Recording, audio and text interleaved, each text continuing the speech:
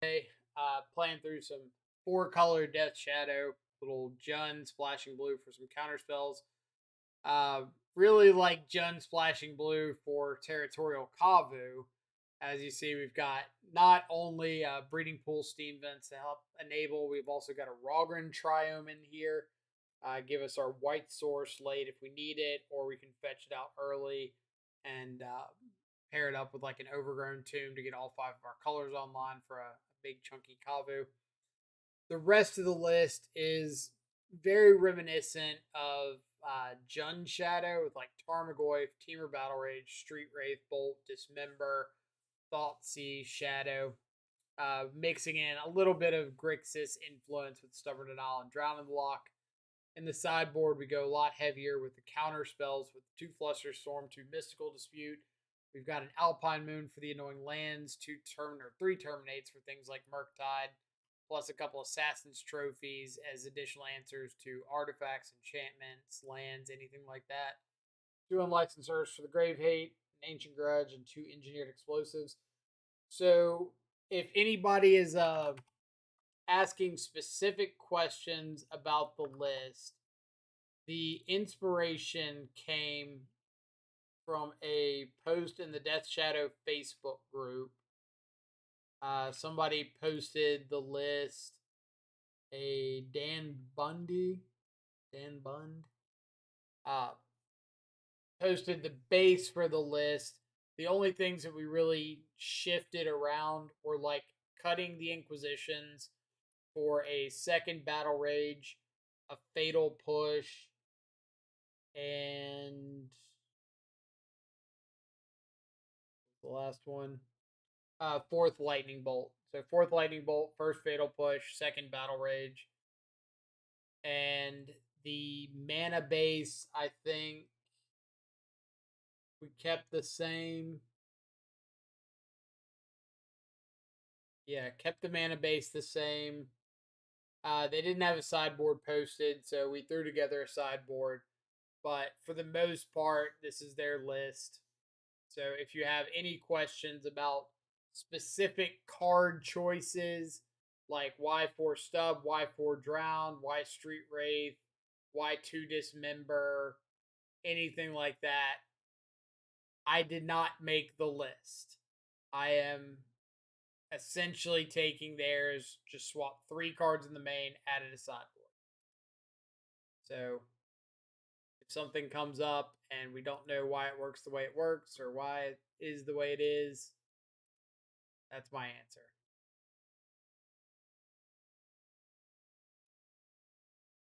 Second Dismember could be Inquisition. It could be.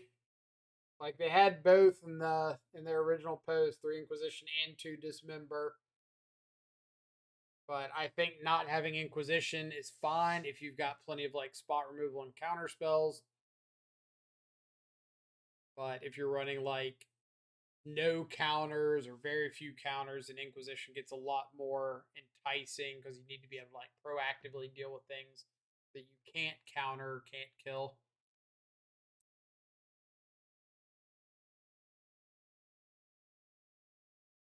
Okay. On the play, kind of want to lead Rogren Triome because I want this to get Overgrown Tomb. If opponent starts with like, or we could also go. We don't have a Stomping Ground in this list.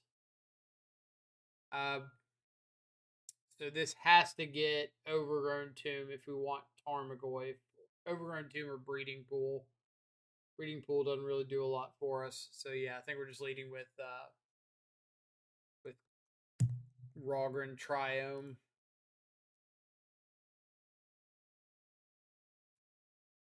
How good is Kavu? Is only a 4/4. It's fine. Like Kavu's a 4/4 is serviceable. But I think if you can play out a 4/4 Kavu, it's like pretty free to go ahead and like upgrade that Kavu to a 5/5. I mean, you're only talking about like adjusting 1 shock to a Triome in your deck at the least.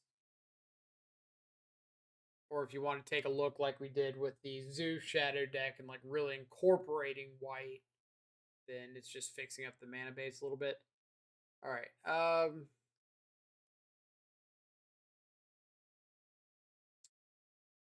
Firing Vantage.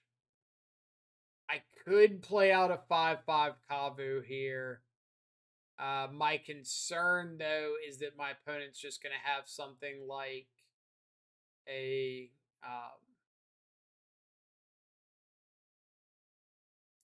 prismatic ending, something like that, and get to attack in. I really don't want them just getting a free attack in here.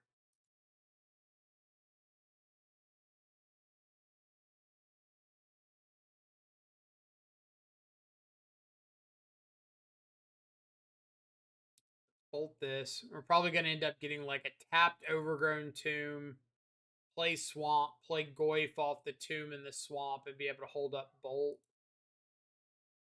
Burrington Forge Tender in the main.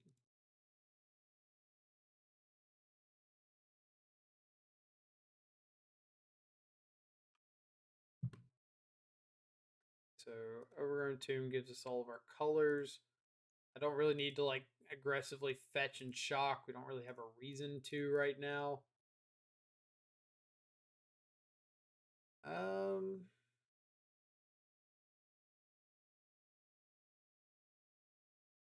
I can wait. I was gonna say like part of me kind of wants to throw this bolt now. So if my opponent doesn't have a removal spell for Tarmogoyf, then they're less likely to sack the Forge Tender to protect it. But now if they do have a removal spell for Goyf, then they're more likely to fire off their removal spell. I go for Bolt the Ragavan. They sack Forge Tender to protect it. But I guess taking a hit isn't the worst thing in the world.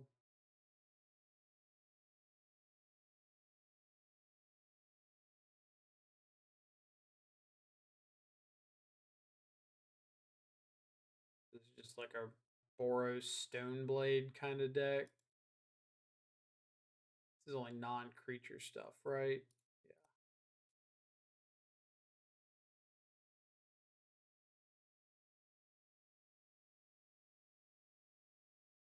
They want to sack the Forge Tender.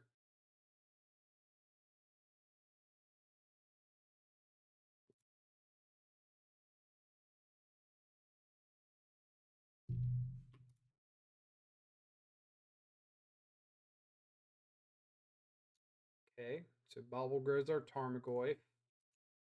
See what they're drawing into. Vantage is fine.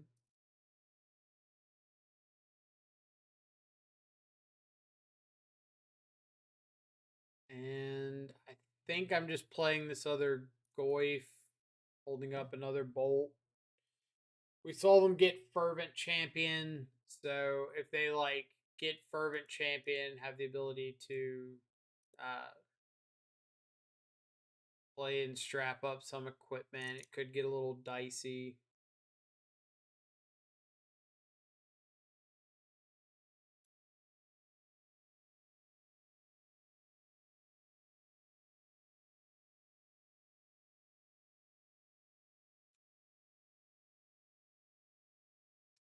I think I'm gonna hit this Fervent Champion.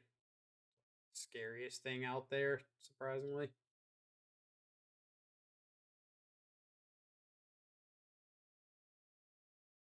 Okay.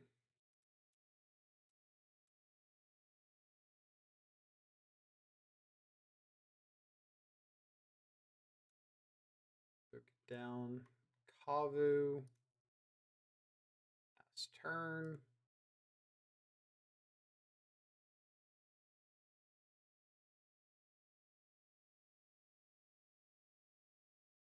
We're just kind of hoping that the pressure we've got going is enough to overcome anything that they could play.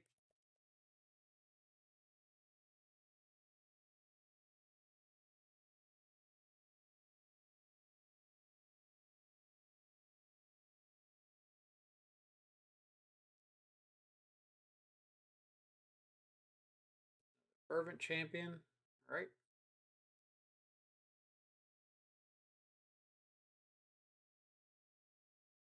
Can't imagine there's anything that I'm scared of at 16 life that I'm not afraid at 17 life. Haste up an Emrakul here.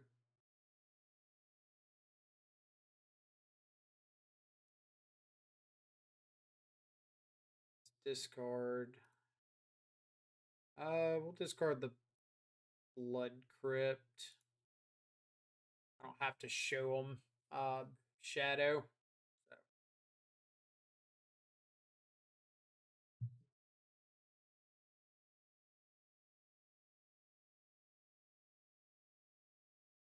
We're not going to make this mistake of TBRing a territorial Kavu in separate leagues. We made the mistake against, I think it was like Hammer Time, of attacking him with a Kavu, and Forge Tender blocked it.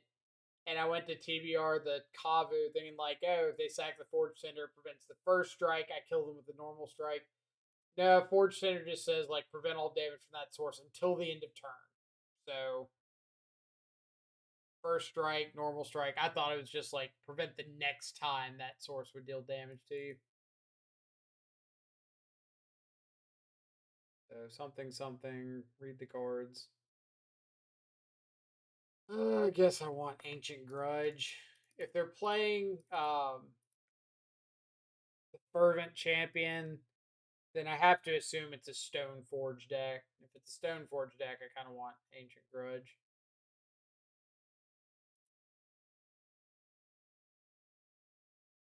Maybe I want Assassin's Trophy as well.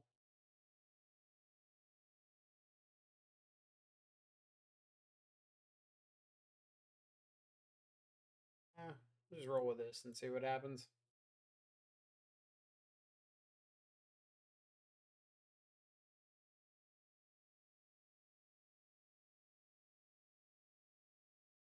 Like them not having a removal spell for anything that entire game makes me wonder if they're playing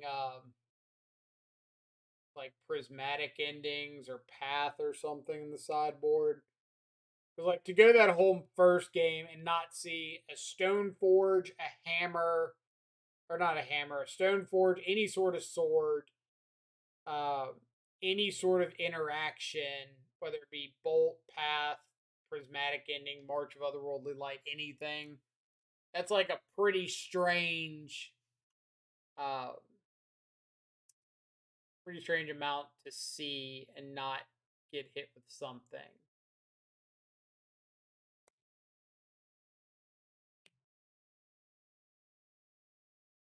So, reasonable opening hand. We can start on Blood Crypt with Verdant Catacombs. Lets us have Bolter Push. Turn 2, we've got Breeding Pool for Kavu, Drown, whatever.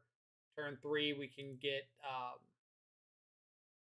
what's it called? Rogren Triome off of the Wooded Foothills. If we want a 5/5 Kavu. But important to note that Verdant Catacombs cannot get Rogren Triome, so we need to use this for our Blood Crypt and save the Catacombs. I'll wait and see what happens. They mold to 5 with the Ragavan, so I know I'm killing the Ragavan. I'm just kind of trying to figure out, like, is there a reason to kill it on my turn or their turn? The only thing I'd be afraid of on their turn is like Apostle's Blessing, but I'm more afraid of them having a second Ragavan.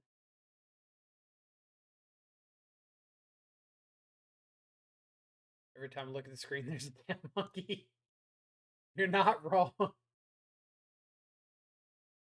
yeah, I'm more afraid of them like dashing another Ragavan than I am them having like an Apostle's Blessing.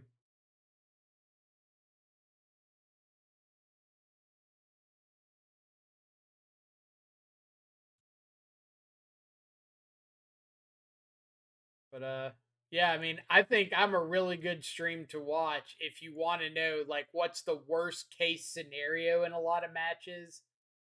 Because I will find you the worst case scenario.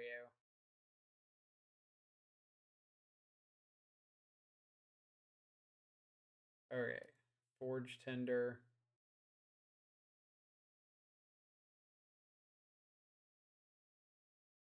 So I think what I'm going to do is attack with Kavu, ditch one of these foothills.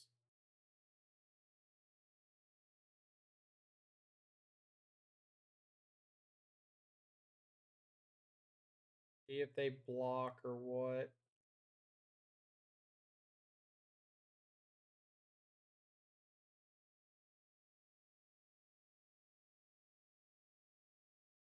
So option number one is fetch shock an overgrown tomb, and I can just like play out the shadow pass. Option number two is fetch up Rogren Triome, deal the 5, pass. I think I'm just gonna play the shadow, powering off the board.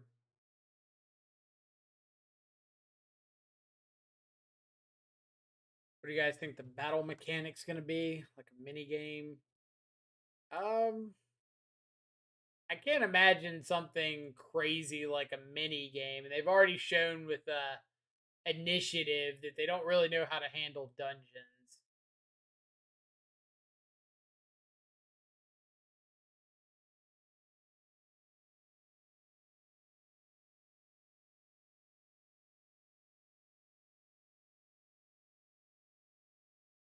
Now that I've got the shadow down, I don't really care about the forge tender.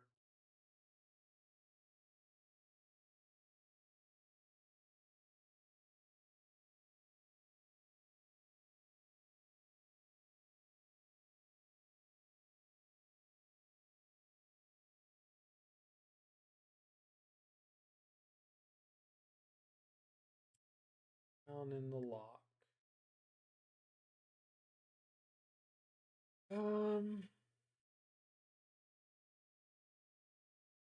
Really need more.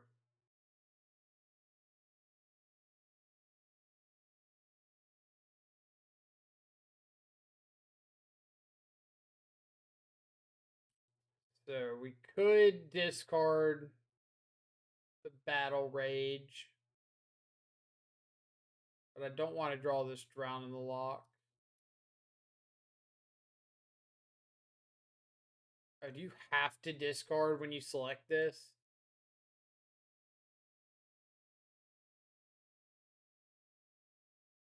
Yes, you do. Oh well. That's fine.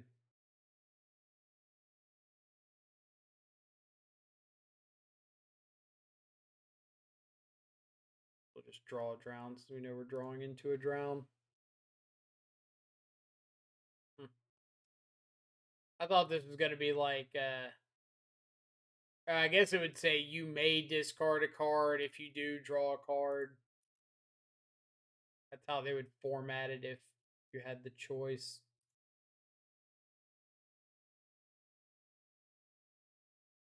So that's interesting. Then we're going to go ahead and fatal push the Ranger Captain. It's the biggest threat off the board, plus puts another card into their graveyard.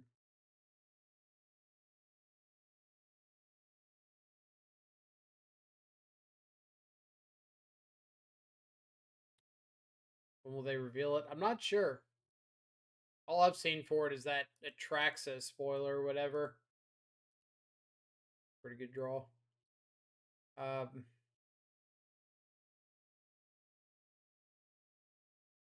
Like, what would a battle mechanic look like?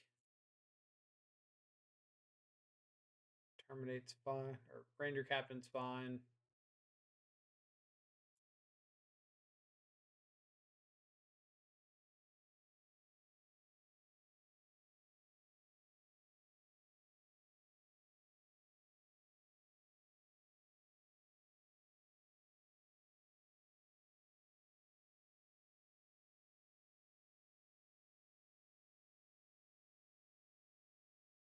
Arid Mesa for basic planes.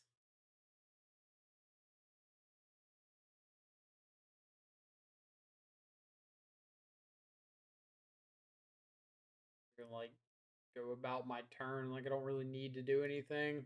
I guess now I can thought seize and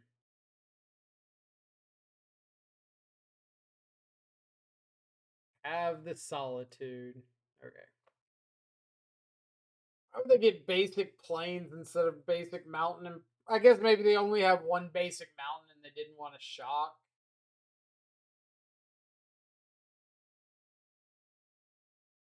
But they got the fervent champion off of the ranger captain last turn. I don't really know why they wouldn't just like solitude.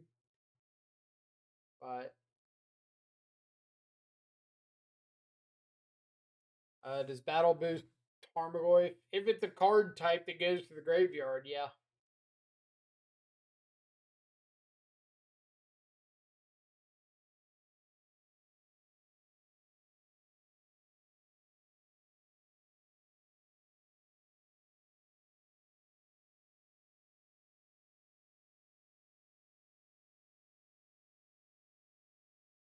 I feel like it's going to end up being like a commander um, card type or something. Like they've got those, what is it, background now? The thing you can like pair with your commander or whatever. I feel it's going to be something like that.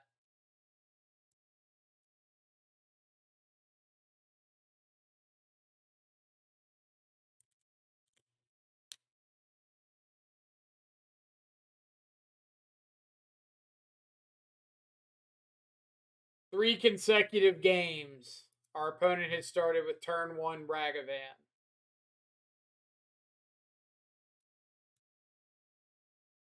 Three consecutive games.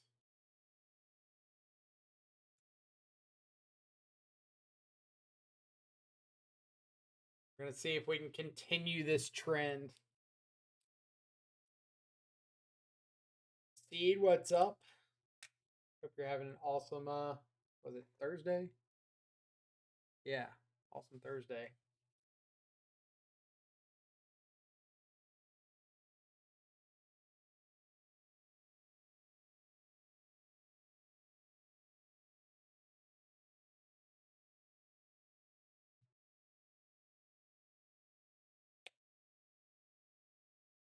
All right. What do we got?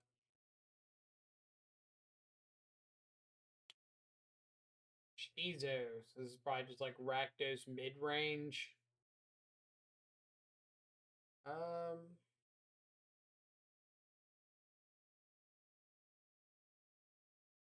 just throwing away Drown.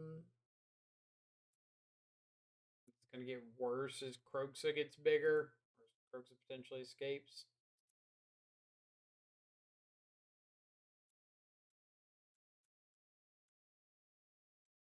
Boy.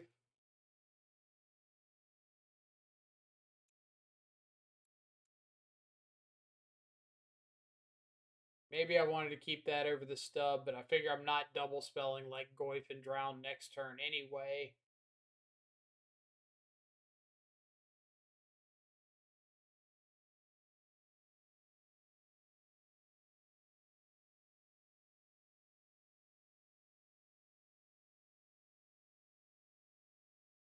But Goyf needed a buff. We'll see how popular, how good Battle is to know if like it even is a buff to Goyf.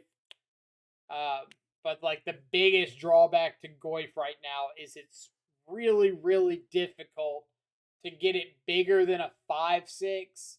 So it's dying to Delirium Unholy Heat against Murktide most of the time. If it survived Delirium Unholy Heat somewhat reliably, then I think Goyf would be pretty good.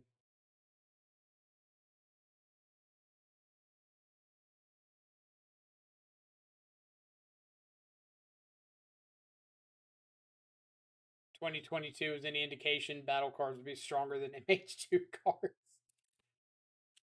just going to be something like if I have a Ragavan and you have a Ragavan, we play a sub game, we shuffle up our decks, and then whoever has the first Ragavan wins the sub game.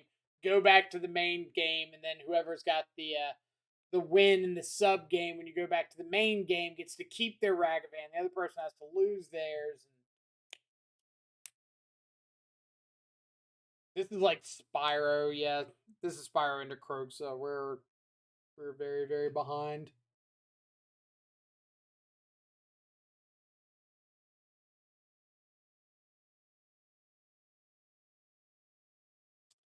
Oh man. So close.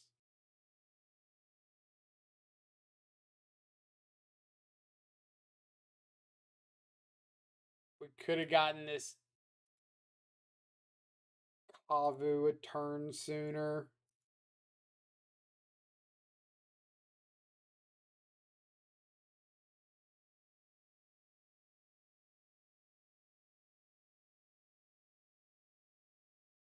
We have to fetch and shock something here to get Kavu online.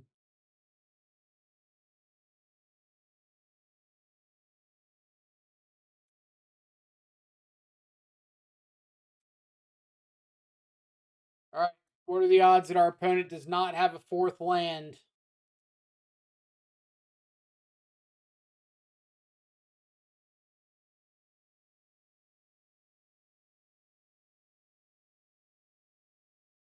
Come on, no fourth land.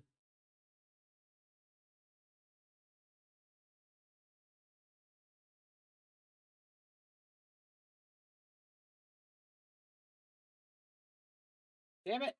Why are you slow rolling this fourth land? Play the land.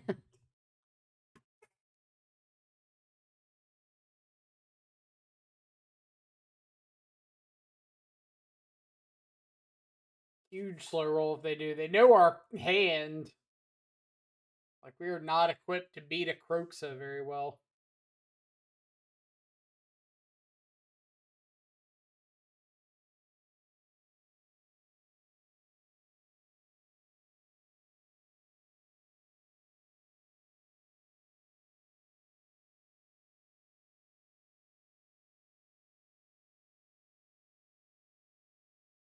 Temur Battle Rage in 2023. I'm in for it. I mean, we've played Battle Rage a couple times in the last week.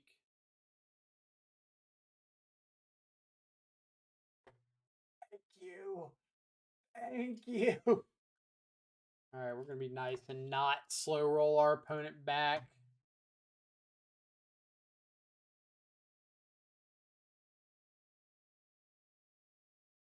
There is a god.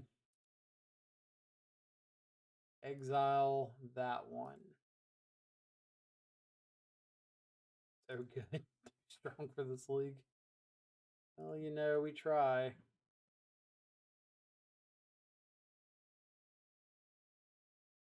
Occasionally, we have a little bit of a fortunate break.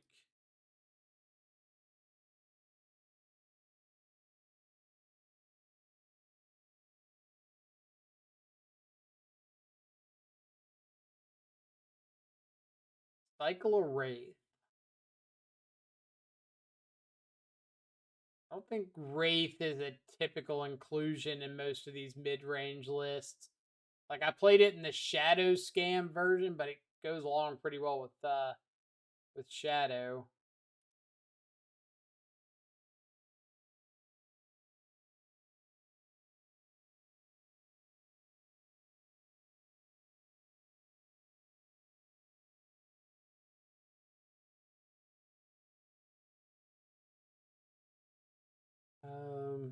Not really a reason to hold on to this Foothills. Likes to go until opponent top decks an expressive iteration. You're not wrong there either. Not wrong there. We're gonna swap out this this Dothy for a 2/2.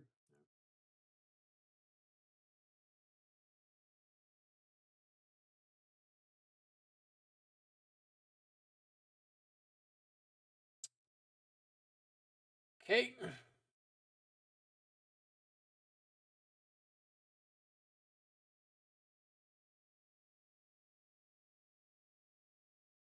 It's that fun time of like, we top decked the Fatal Push. That was phenomenal. We're all for that. We need another decent top deck. And by decent, I just mean like something with text.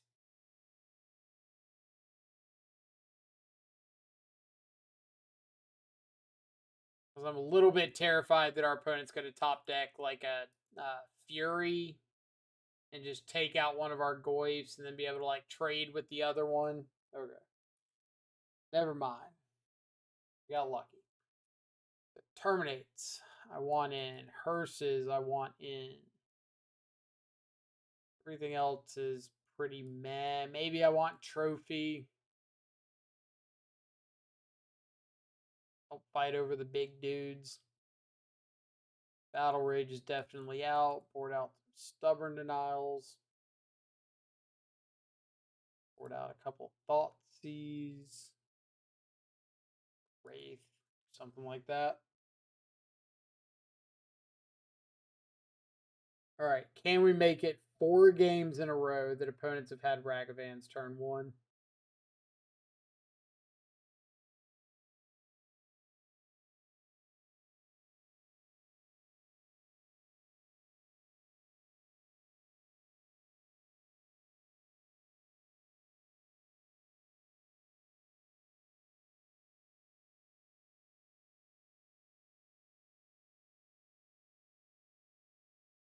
I wonder if anybody has played a League of Modern where every single game their opponent had turn 1 Ragavan for an entire league.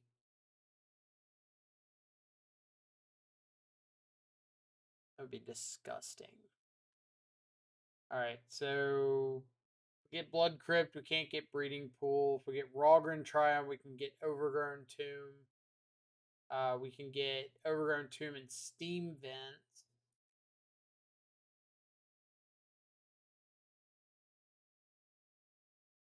Hope so. I love me some Arvan. I mean, I don't love it that much.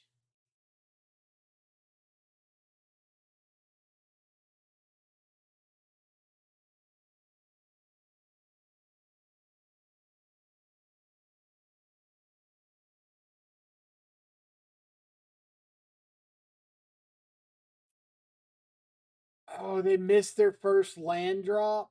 Oh, don't tell me you kept it. Kept a no lander with just a Wraith. Oh no.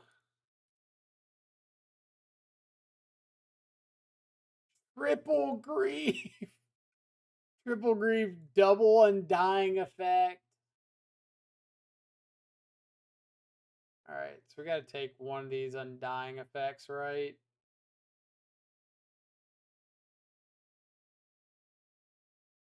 Triple Grief.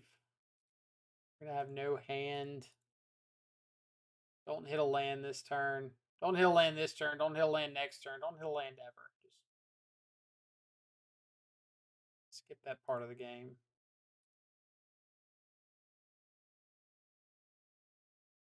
They did, in fact, keep 0 lands. And yet, I still feel absolutely terrified if they do hit 1. Because they've got Fatal Push, Terminate, Triple Grief, and an Undying Effect. Like, if they hit the land, I'm in trouble.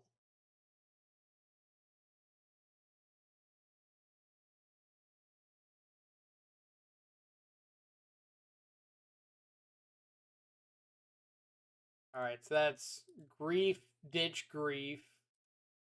2 Grief's gone.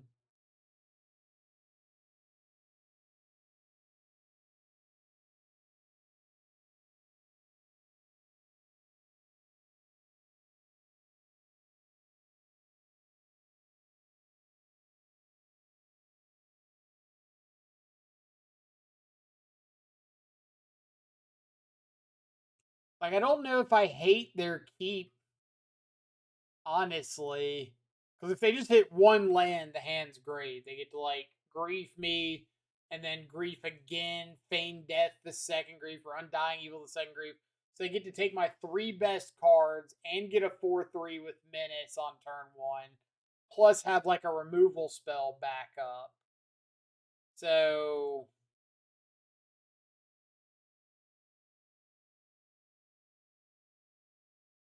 there's Terminate Grief.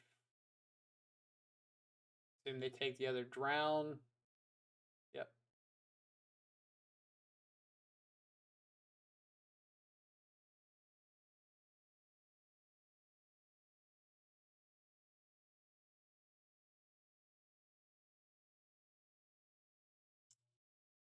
Dismember. Which member? Dismember. I don't believe Dismember does much for me, so I think I'm just going to get a Rogren Triumph off of this. Cycle the Wraith. I'd really like to just find another threat.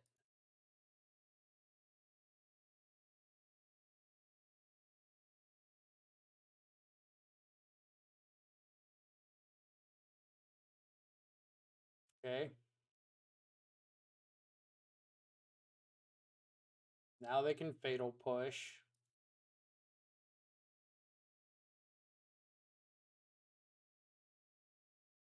Had scam players whiff on a 0 lander with double Wraith.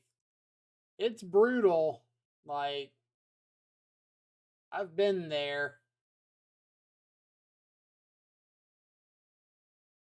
Not on scam, but on like Grixis Shadow when you just keep a triple Wraith hand and whiff. So I mean, I understand the appeal of keeping one of those hands. They found the 4th Grief plus a black card. Oh, what a time to be alive. Quad Grief in the top 12 cards.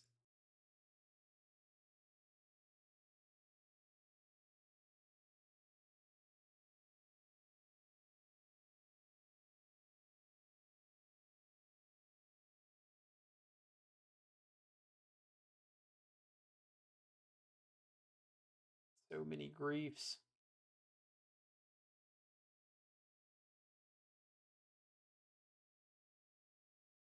At least they didn't have a Ragavan turn 1.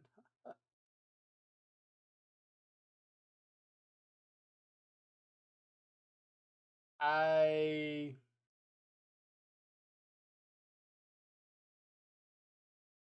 feel like Assassin's Trophy's not the take there. I think you want the lands, right?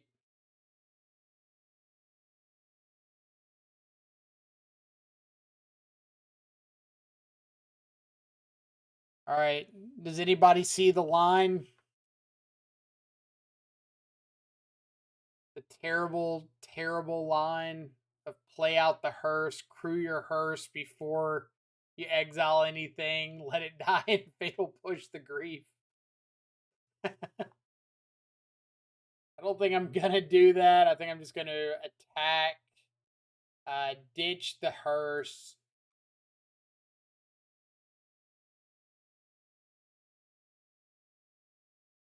Stubborn Denial is fine.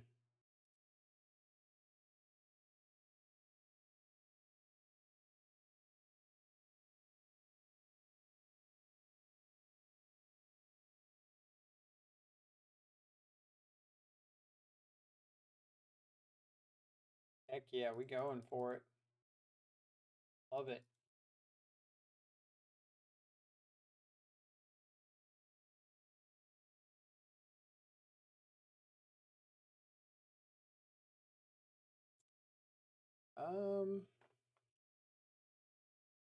I guess we're just killing this now.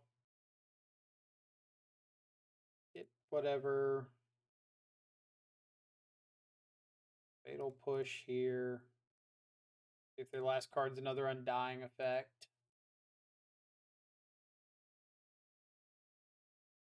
And we will exile. Sure.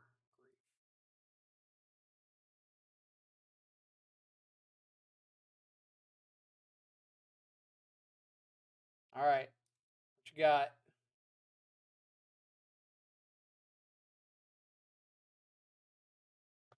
Two O. 2040. Little win over Scam. Win over Boros Stoneblade.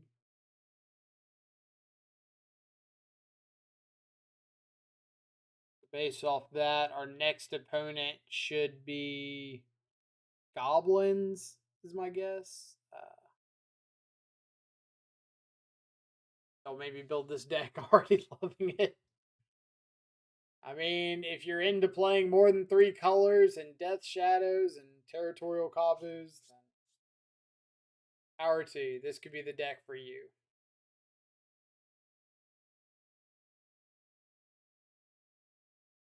The new Storm Goblins deck is very real. So good. If you're talking about the red green one, that's not goblins. That's just like red green storm, right? I don't know what deck you're referring to. Yep.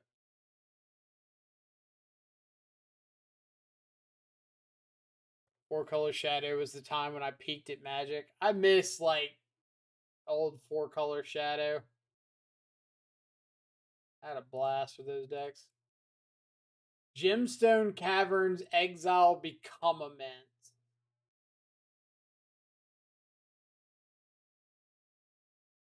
Gemstone Cavern Exile Become Immense.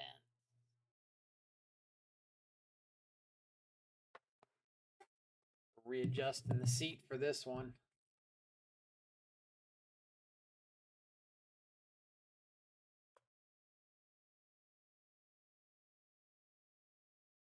Rhinos? When has Rhinos ever played Become Immense?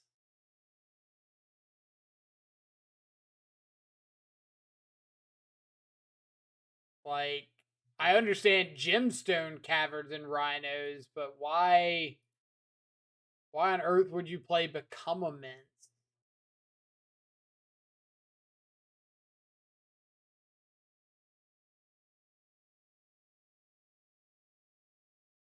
Immense is the new hotness?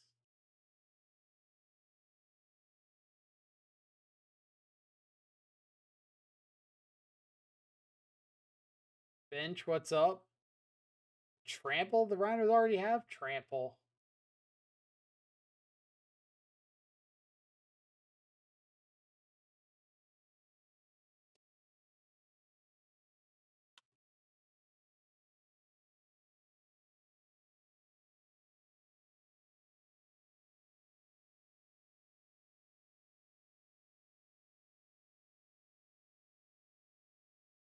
Need more trample. Uber trample. It is rhinos.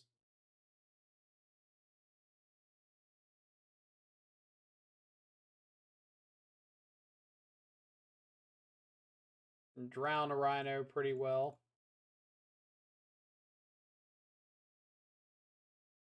Double trample. Trample's twice as hard. Trampleception. We trample our tramplers so we can trample while we trample.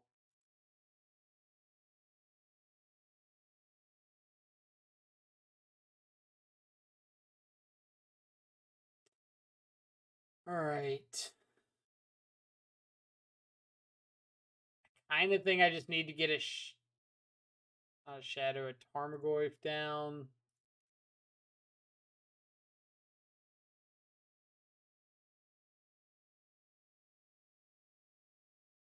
According to my phone, I watch 20 hours of Twitch per week. I've seen things. Only 20 hours. Lightweight. I watch 20 hours a day. When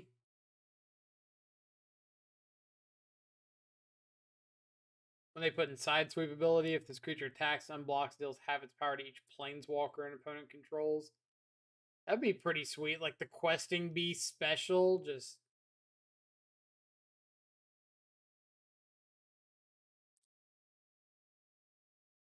mass questing beasts, pongify all your dudes.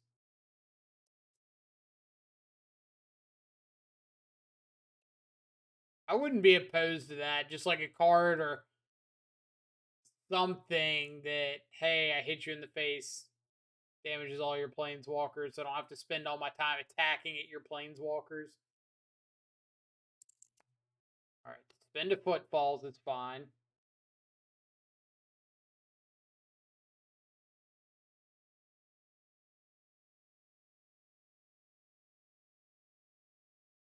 Alright, we're gonna have to check this out. What does Questing Beast do? Does it have trample over planeswalkers? No.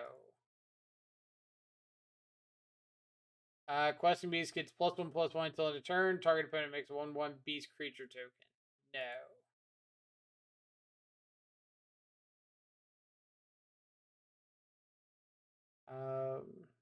Next.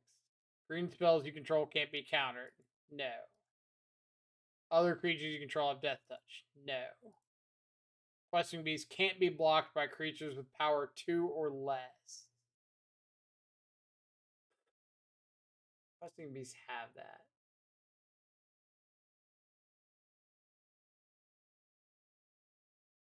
I know the Knight has it, the 3 green, like 5/4.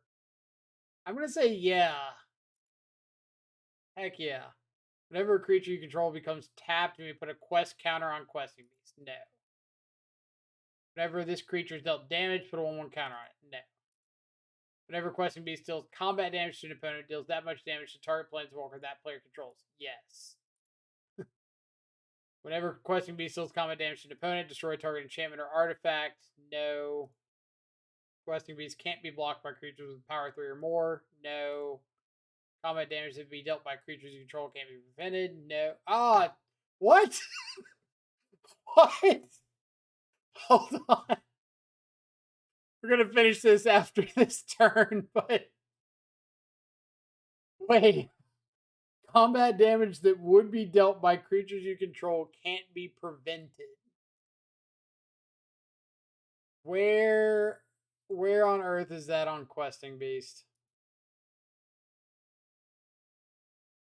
Got a bone to pick with this design team.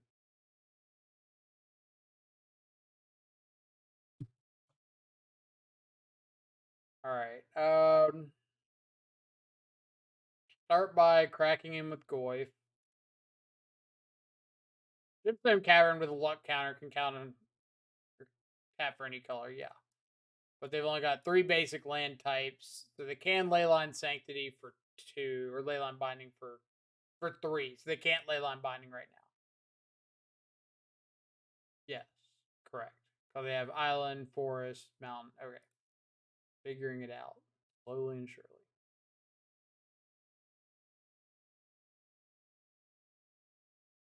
Play. Green, red. Keep up blue, black for brown. All right, back to this. Does it have trample? Yes. Does it have trample? Vigilance? Yes. Planeswalker death touch? No. Death touch? Yes. Haste? Yes. Fortitude until end of turn, each creature you control has base power until it's 5/5, becomes a beast. No. So I missed the one Questing Beast. This damage can't be prevented thing is combat damage that would be dealt by creatures you control can't be prevented. Shows what I know about Questing Beast. Petty Theft, my Kavu. That's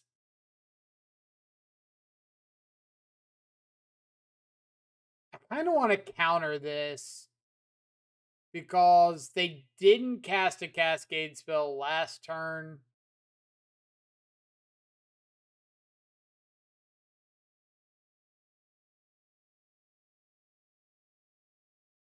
It grows Tarmogoyf. They could have a force of negation, but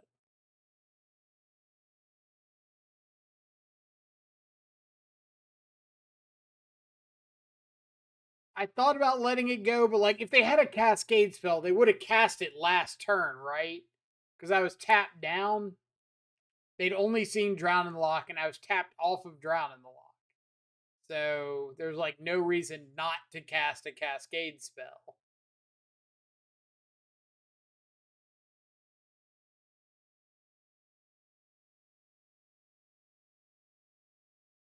Are they going to become immense this? You got to become immense. You go right ahead.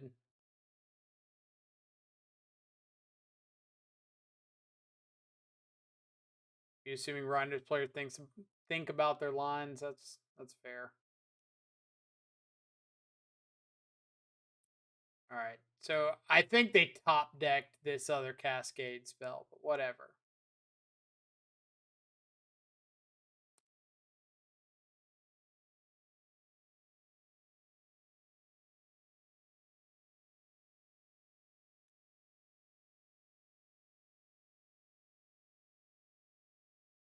We need stuff.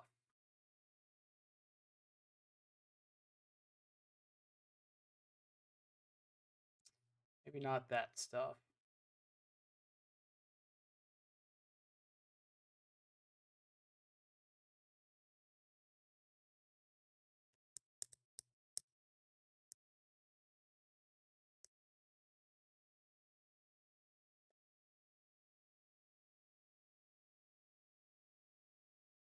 We're not dead on board right now. Because if they don't block, I can play the shadow, and then they've got 2, 4, 5, 6, 7, 8. I guess I'd have to fetch, but maybe.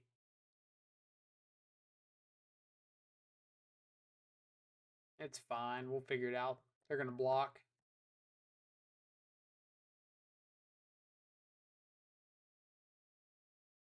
They're gonna double block the Kavu. Watch.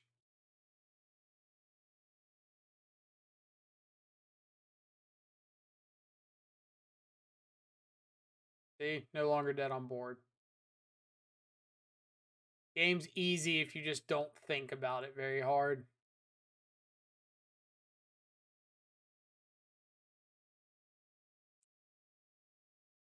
And I know they play Become Immense. I think we discussed that. Do I look like I'm in a position to beat Become Immense?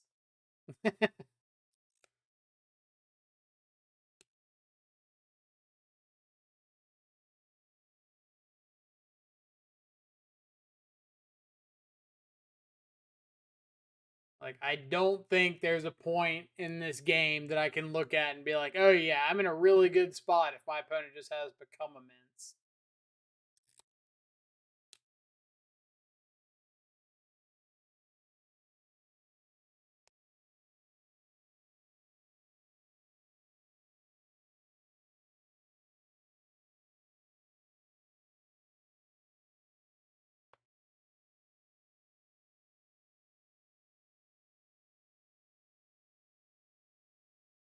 Also, I still have not gotten an answer for why on earth they are playing Become Immense.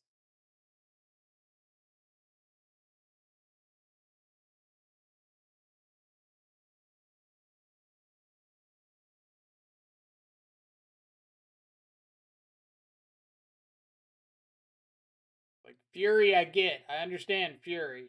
Become Immense, no clue.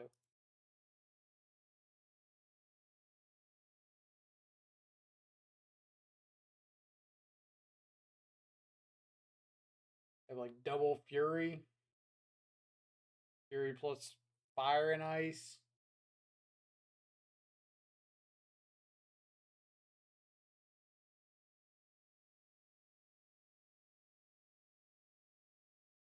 It's a neat finisher. I mean, do you need a neat finisher in Footfalls?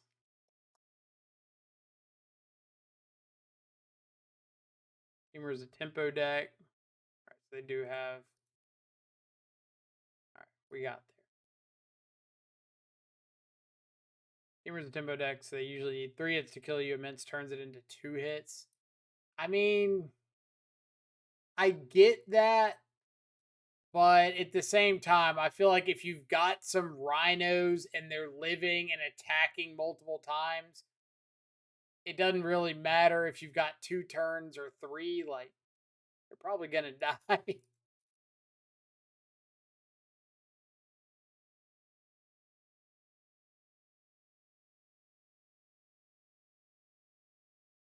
Hmm, 3 terminates is a bit much.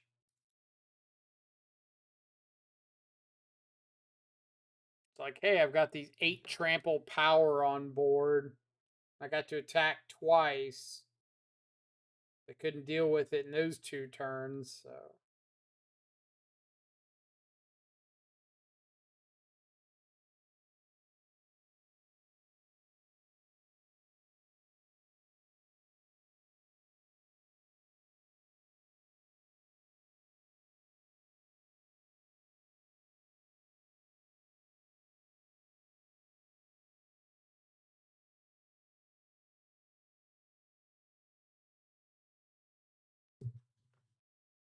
Rhinos is the biggest Papega deck in modern, not creativity.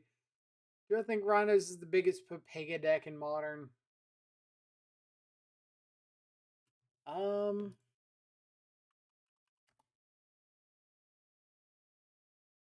let's see. I mean, I think Tron is the biggest Papega deck, but that's just like personal bias more than anything. I think out of like the tiered Papega decks,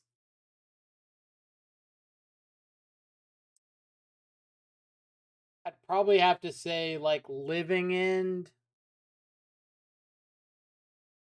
See, my biggest concern is they play 2 Become Immense. We all know it's legally forbidden to build a Rhinos deck with non-play sets in the main. I'm worried they might get jail time. that's that's a valid argument, actually. So they played 2 and they exiled 1, so we shouldn't be afraid of the second one, right?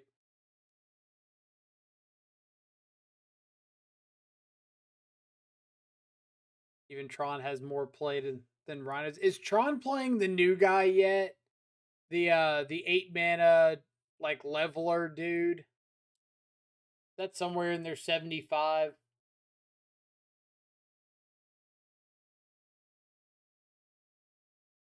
If it's not, I feel like it needs to be.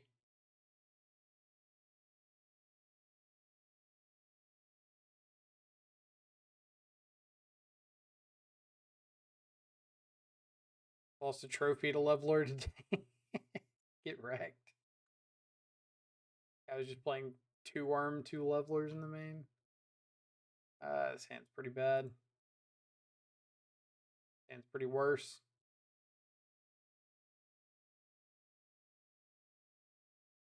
Pega is a state of mind, a lifestyle, vibe.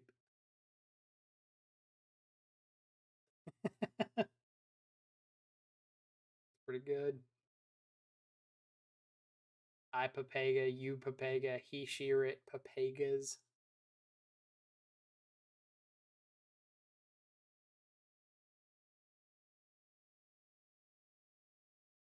But I'll still put Tron as like my top Papega deck.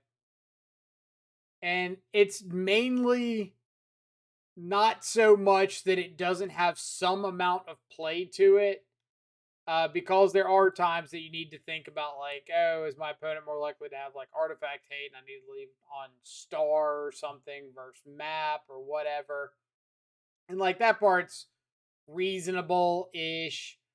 But I think my problem with it is there's so many games where it's like, okay, I'm dead as shit. I have no way of tutoring up a Tron land. Rip the power plant, cast my Ugin, kill you. All right, let's get rid of Shadow and. I want to get rid of Shadow. I've got Street Wraith, so 2, 4, 6. If I find a fetch land, it's still not Shadow. So yeah, I'll get rid of Shadow and get rid of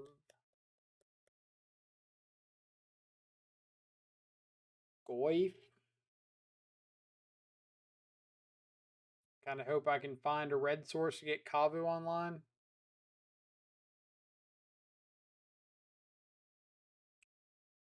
That doesn't work the way you want it to, OP.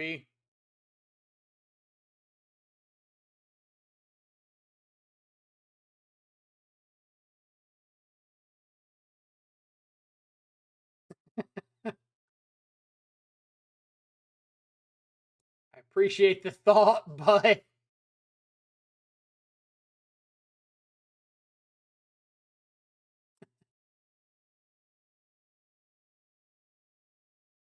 oof. Oof. We take a free win. We don't even know if it's a free win yet. Like, I can't even cast my Kavu. Arcane Proxy? What is this shit? Out of here. Arcane Proxy? Is this common Rhinos tech? I'd be pissed about this. Pissed or impressed?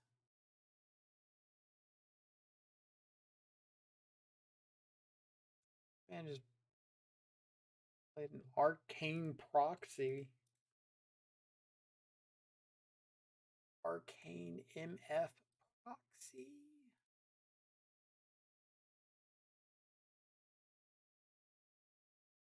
Proxy is their Snapcaster they have at home.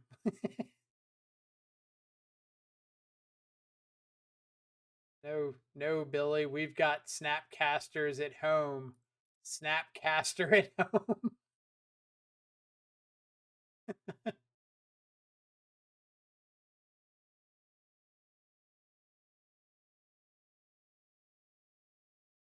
swear if they just ripped a Cascade spell, land Cascade spell.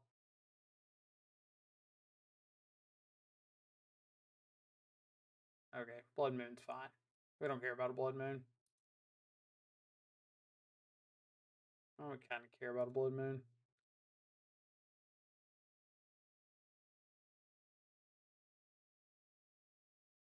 Like, we've got the swamp, so we're not just like so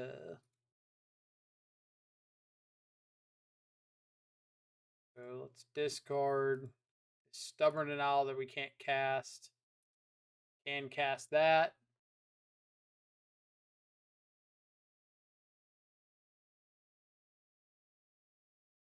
Essentially Shardless Agent, still 3 mana, 10 power.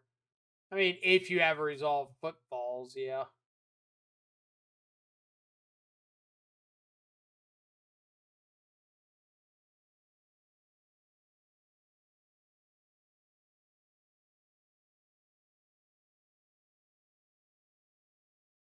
I think I'm going to get rid of the Terminate.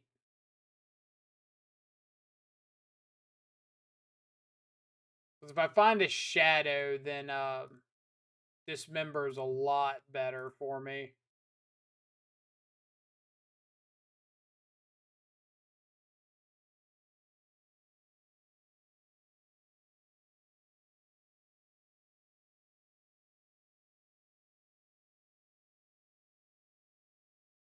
Blood Moon in their Arcane Proxy deck.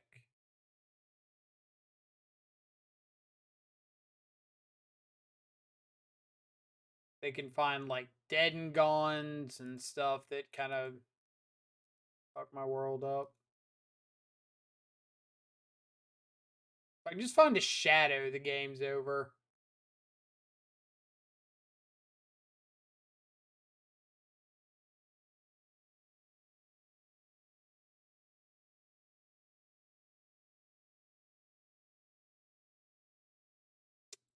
So close. So close.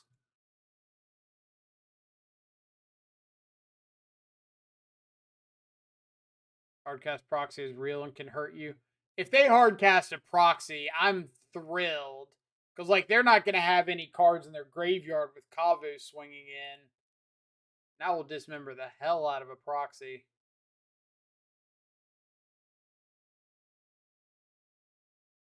Which is kind of funny.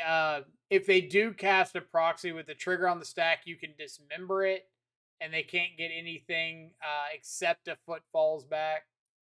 Like, obviously, it doesn't look so great when they have footfalls, but.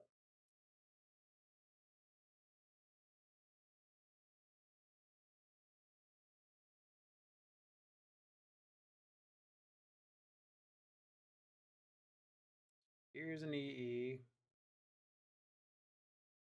Here's an EE being sacrificed.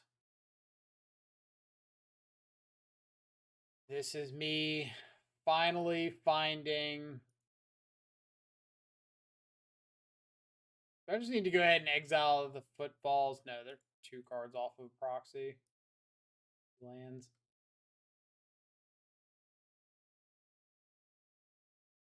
Not a shadow. But I am gonna have to exile the footfalls next turn.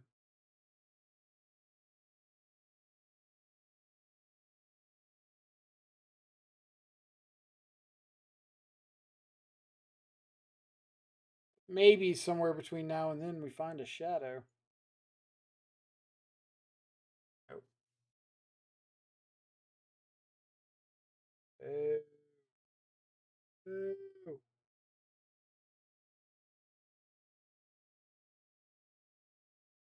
Shadow? Shadow? One time? Bruh. Bruh.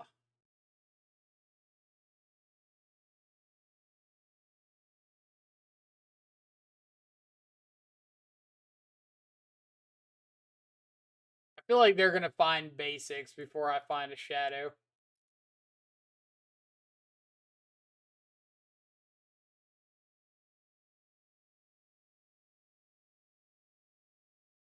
Ha ha ha ha ha.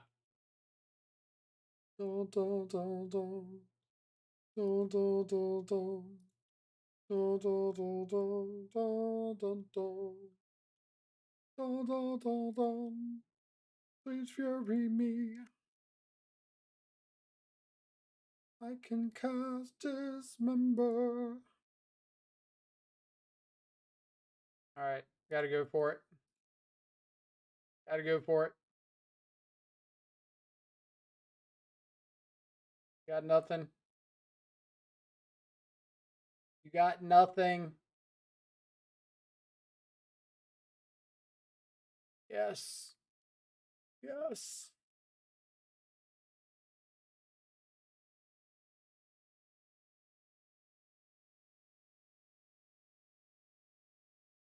Let me put this into perspective. You're losing to a Rhinos deck that plays Become Immense and did double Gemstone Cavern turn 0 and locked himself out of the game with a Blood Moon. So yes, I'm losing to those things.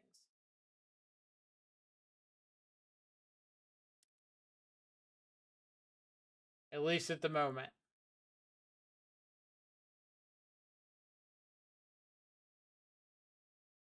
Did not lose to those things.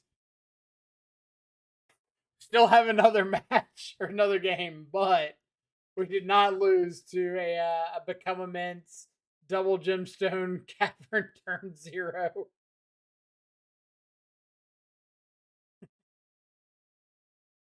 Oh man.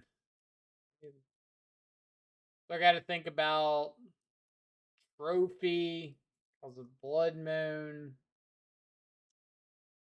Maybe I just want Mystical Dispute as a bad mana leak.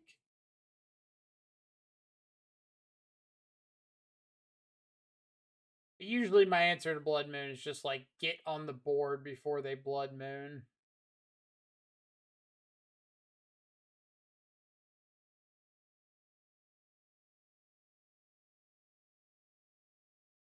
Maybe I want like one trophy.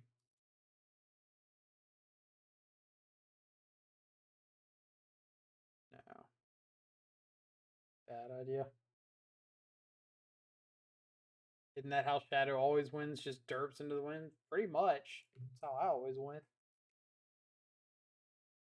Sit here, do a whole lot of nothing, then eventually just like get lucky on a top deck.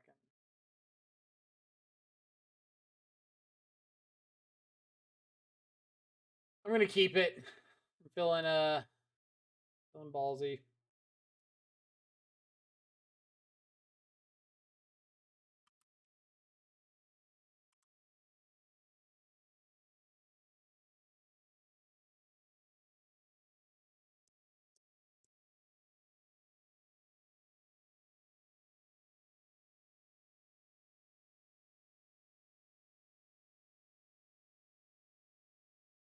Dirt Battle Rage. What you're saying is Shadow's the most Papega deck in Modern.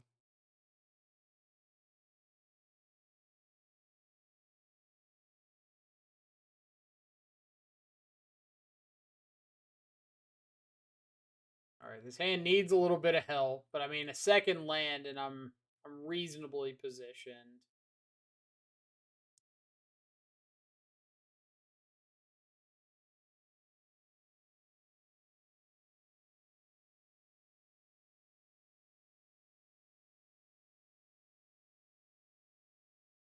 Suspending some rhinoceri. Huh? Little rhinoceroses. Going away to exile. Coming back in 4 turns. Couple of 4/4 tramplers. Alright, Catacombs, Wooded Foothills. So we could get Breeding Pool, Blood Crypt. We could get Steam Vent, Overgrown Tomb, which looks a little bit better with this hand. Let's go Overgrown Tomb, Thoughtseize.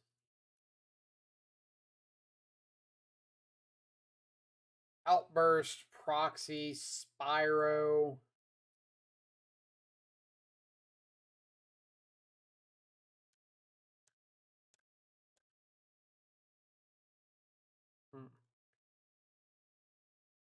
I'm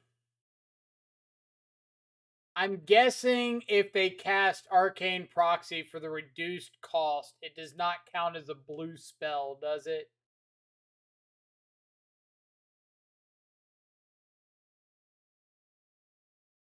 Does anybody know?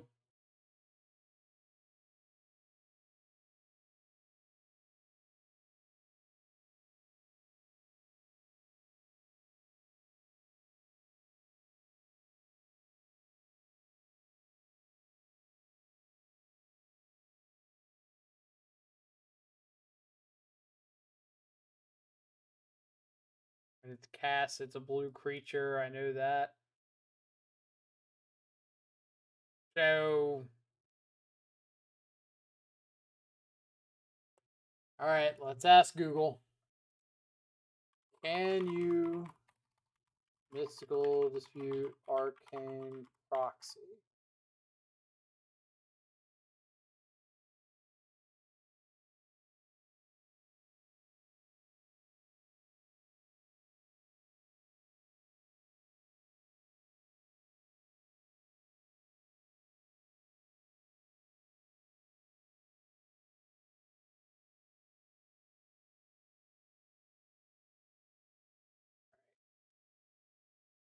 Got threats now, so let's get something down. I think we just get down Kavu.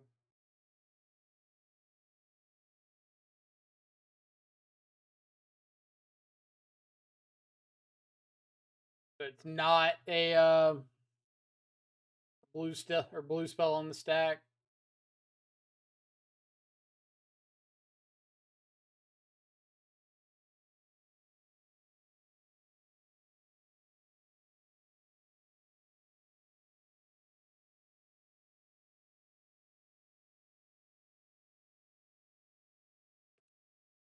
Arcane Proxy Gatherer.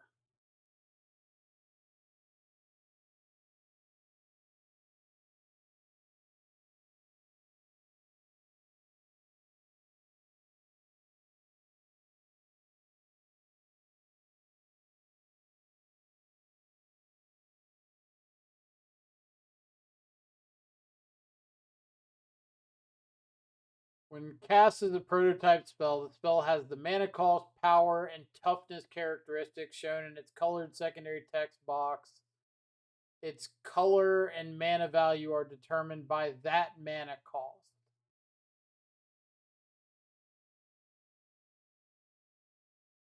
So it looks like it should be a blue spell on the stack.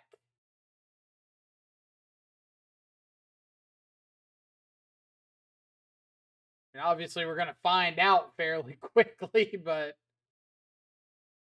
then going.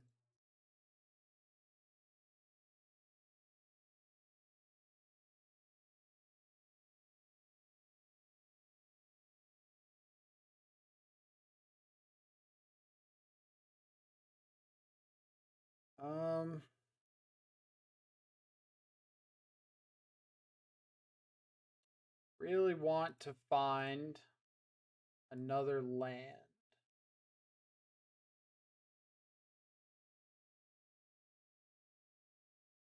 I'm going to discard this member.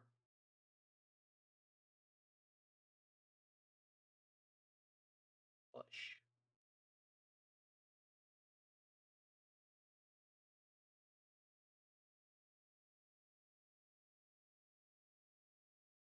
So do I just need to play down Goy?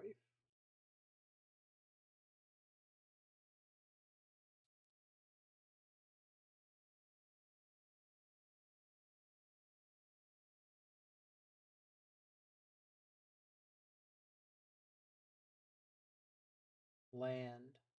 Not a land.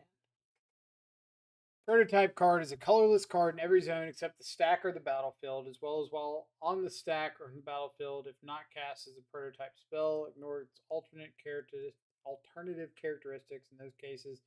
For example, while it's in your graveyard, Blitz Automaton is a colorless creature card with mana value 7. Can't be the target of recommission. A spell that targets an artifact or creature card with mana value 3 or less. Alright. So it does say the colorless card in every zone except the stack. So it's a blue card on the stack. That's the important part. At least for the current situation.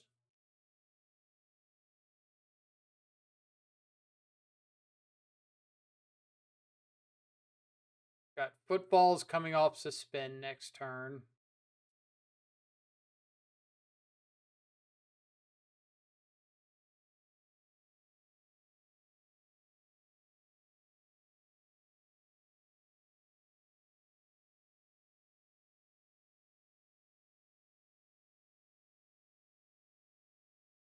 They're going to ice down my Kavu.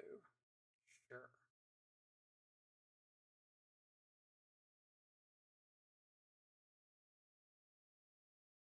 Okay. How do I want this to occur?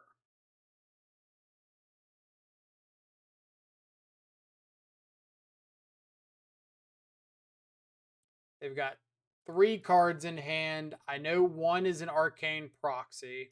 I don't know the other 2.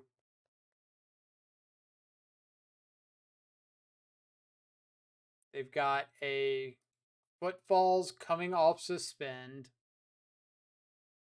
So the question becomes, do I want to fight over the Footfalls? I think I don't. I think I want to let the first Footfalls resolve.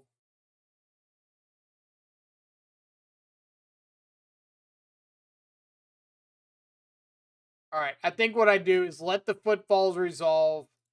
Mystical Dispute the proxy. Fatal Push one of the Rhinos.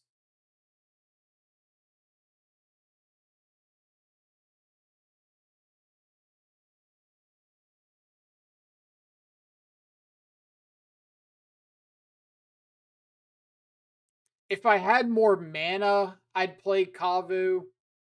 But I don't want to get into a situation where like I've only got the mana for one blue spell. And so if I need to like protect EE on my turn, I can't because I'm like fighting over stuff on their turn. So Mystical Dispute the proxy. Math checks out.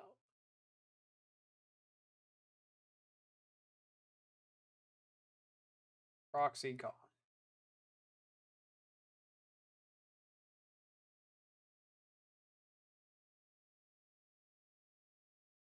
Then I'm going to fatal push one of these rhinos.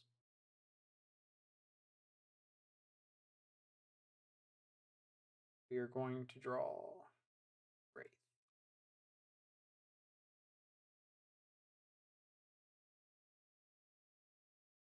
Probably just ditching Wraith to Kavu.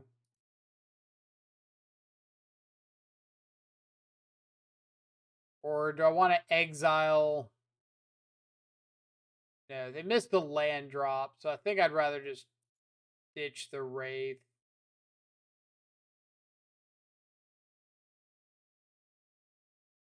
Stubborn Denials. Okay.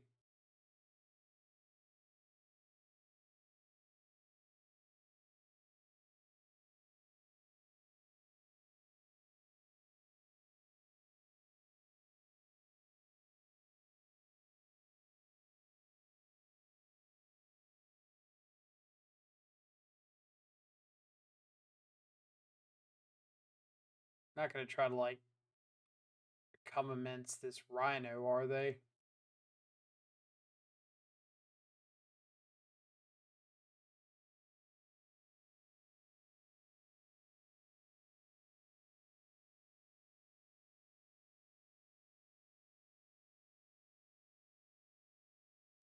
Here, we'll keep the pressure going.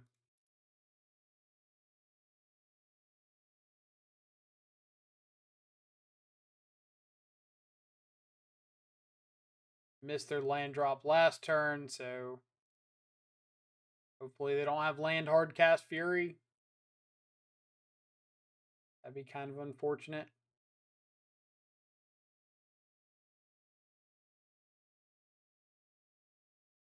But if we had seen third land, I think this game would have been, like, pretty wrapped up a minute ago.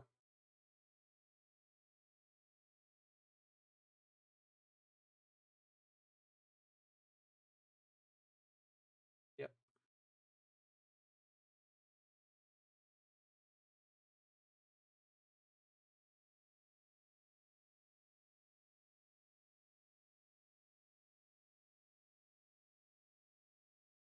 Rhinos are down. Land. Land, land, land, land, land. One of your finest lands. Uno Mas land.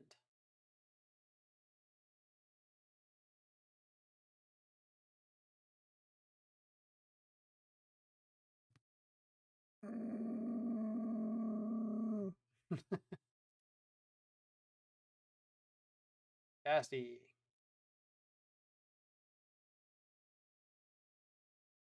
Cracky.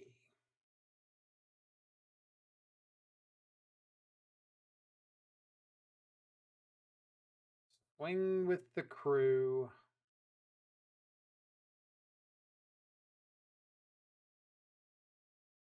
You are going to discard Bobble. Bruh. Bruh. Land, where you at?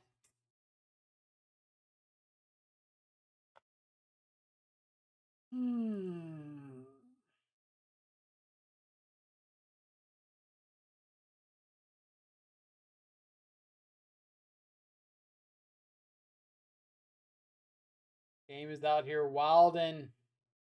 Wildin'.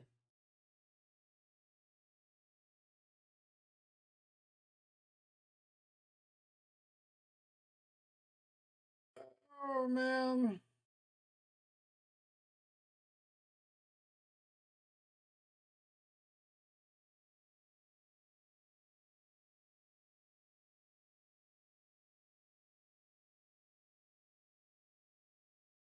That's dead. We just get like a hard cast Fury just for the fun of it.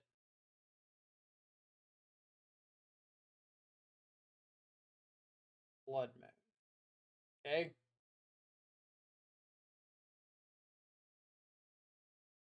Blood Moon and a Spyro.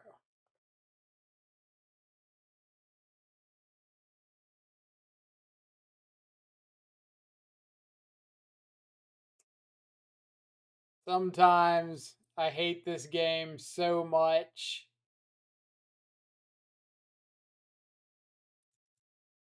"20 cards. All we need is a third land."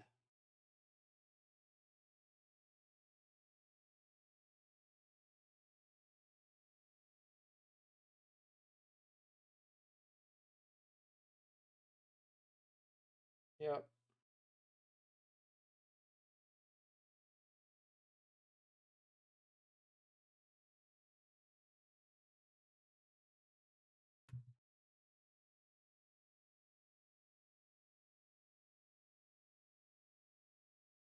Lands are just not meant to be a part of our game. Ah. Ah, yes. The land that would have gotten us the breeding pool to hold up double counters.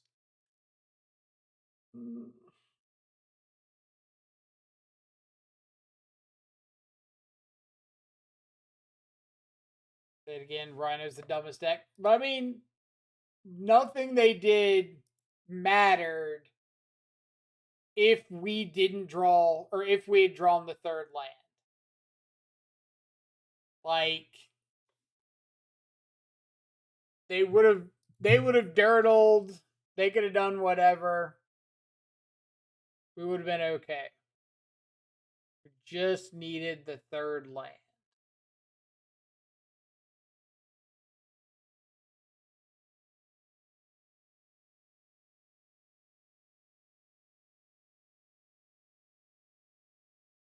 I mean, it wasn't even we shit the bed. Like, we bobbled, we wraithed, or I guess we didn't wraith. We ditched multiple cards to Kavu. Like, it's a variability thing. We saw EE. We saw everything we needed to win except for the third land, and we couldn't find it in 20 cards. So 2 lands and 20 cards comes out to an average of 6 in our 60. So we saw less than like a third of the lands we should have.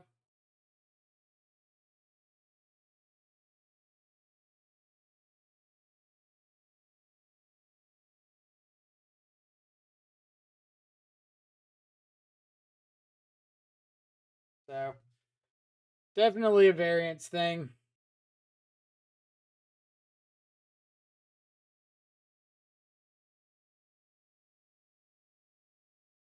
It was interesting to see them playing like Arcane Proxy and Spyro and stuff. So that was interesting.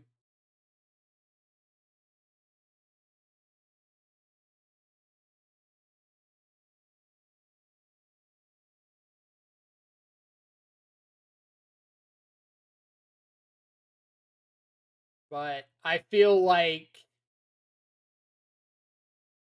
maybe I think the way that we could have changed up our likelihood there is if I had actively like cycled the and uh, Wraith and Bobble instead of throwing them away to Kavu. But I was kind of concerned about like my life total. But that could have been a solution. Would have just been like, hey, throw away this other stuff.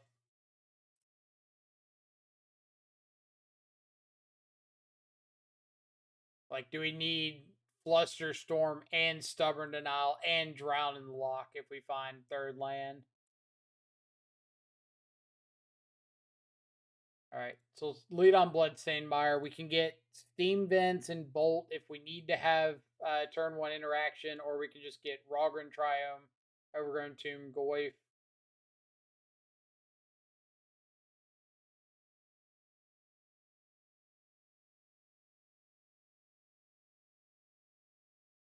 Innovation runs into innovation. Pretty much, yeah. Grave Crawler.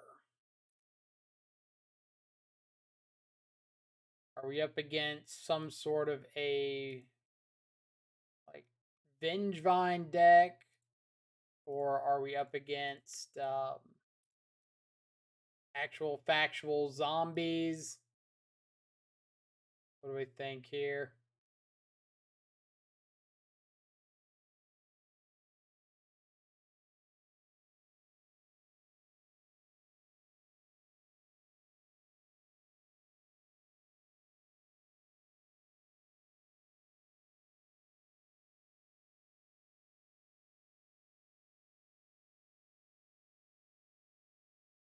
Hey,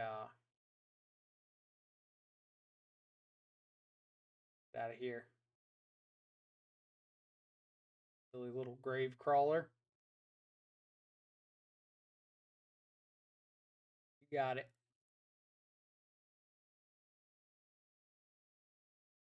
We're told when to expect MH3 release. I haven't heard anything about it. No idea. Maybe somebody in chat knows, but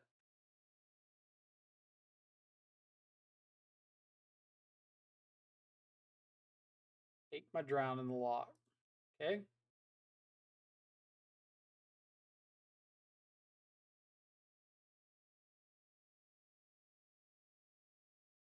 I do not like main phasing Bobble against an opponent that has shown us Thoughtseize, but I want to grow the Goyf here.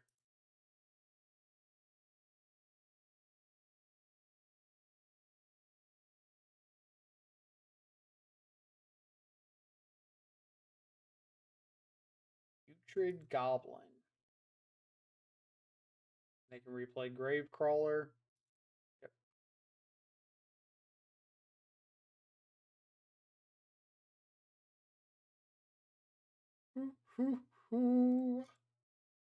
Winner, winner, chicken dinner.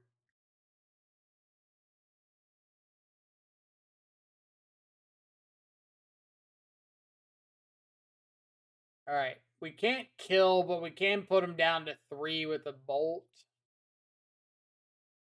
Personally, I don't think it's really worth it here.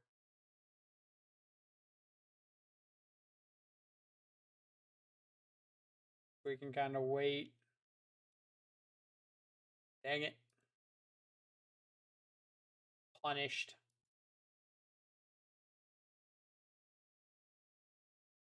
Super, super punished.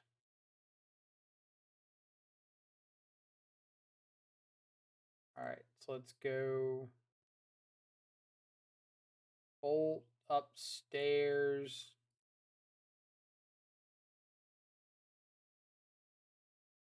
We want to just like kill both the guys. Bolt upstairs. Fatal push. This dude.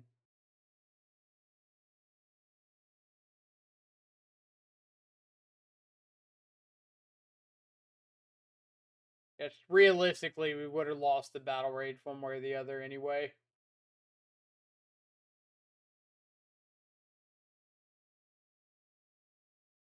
All right. How about some fewer lands, please? Please, deck.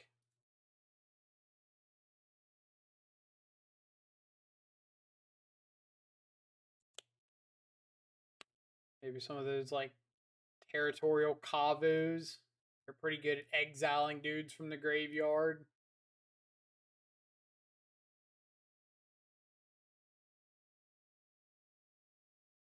What does it say? Whenever Headless Rider or another non-token zombie you control dies, create a 2/2 black zombie creature token. Okay. Seems pretty good in your Grave Crawler deck.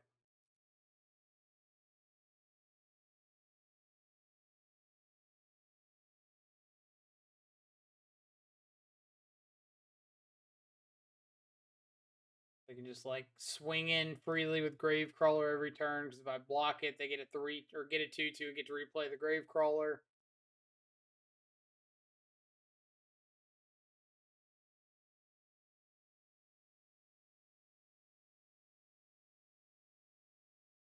I feel like MH3 will bring the most broken pieces of cardboard ever.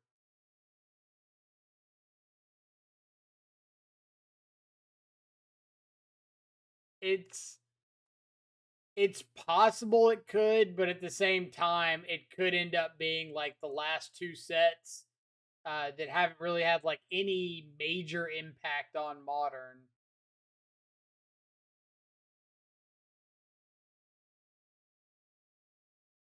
Battle Rage.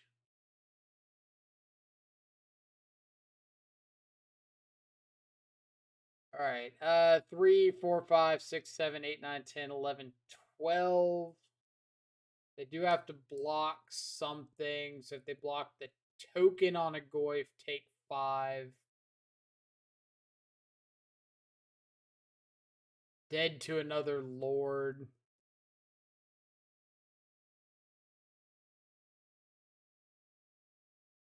I don't think I can really do anything. Kind of the victim of like a bad flood here.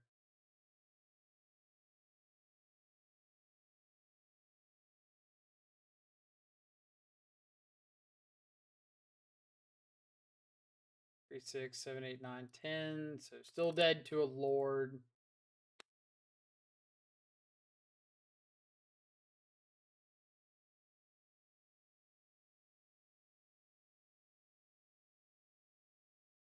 New Jace is going to make Mill Slap.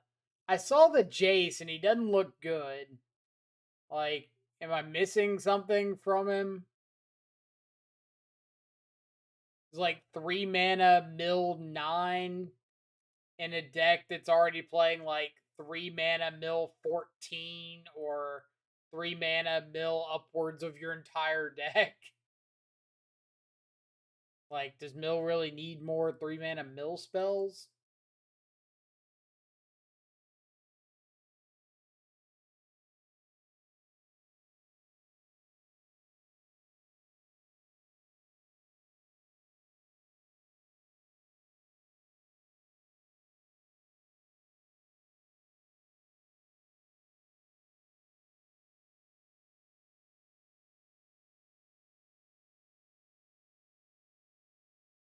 Worst it'll ever be. I mean, can you afford to play a 4 mana planeswalker in mill?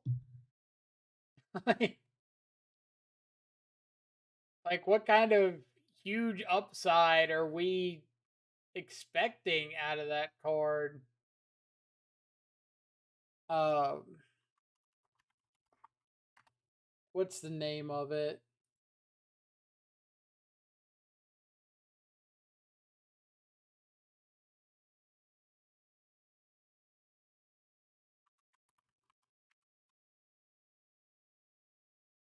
Let's go Mythic Spoiler.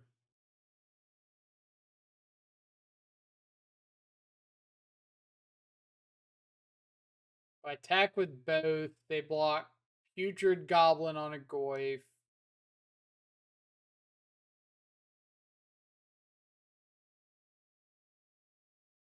Dismember Metallic Mimic. I'm super dead, so I can't really attack.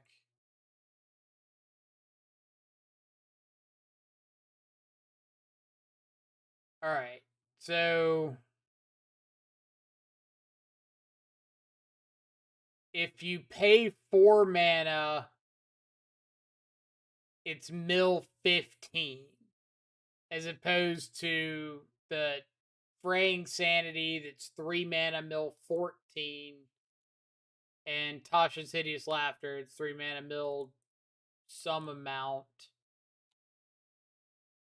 Like, what are you replacing in mill with this? Target player mills 3 cards, and if a graveyard has 20 or more cards in it, you draw 3 cards. Otherwise, you draw a card. So, if you -2, it means you're not milling them. You're using this as a a 4 mana, or 3 or 4 mana, and what is it? Um,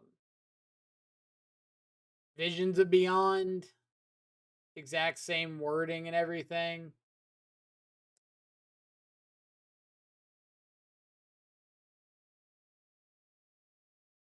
You mill them three. Three for 3 or 4 mana is like an atrocious rate. That's like asking Burn Spell to pay 3 mana for a deal 3 damage, or pay 4 mana for deal 5, a quarter of their deck versus a quarter of their life total.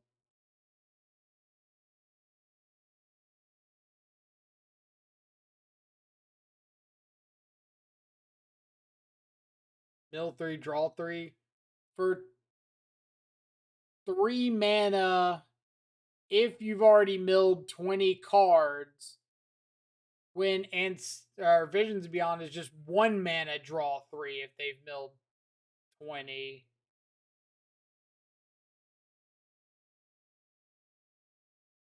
But like, are we putting some insane value on it being a planeswalker? Like, if we go through Modern right now, Murktide, no planeswalkers. Hammer Time, no planeswalkers. Temur Footfalls, no walkers. 5 color does. Rakdos, usually not. Burn, not. Yawgmoth has Grist. Amulet Titan, sometimes with Karn. Like, I don't think the fact that it's a planeswalker is some absurd, like, value to throw onto it.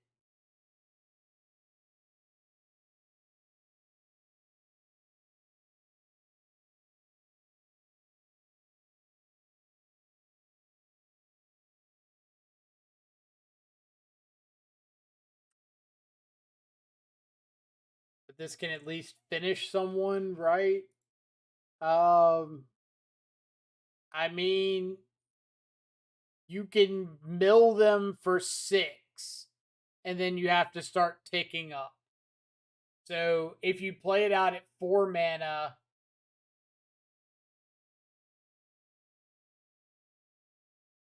4 mana mills them for 15.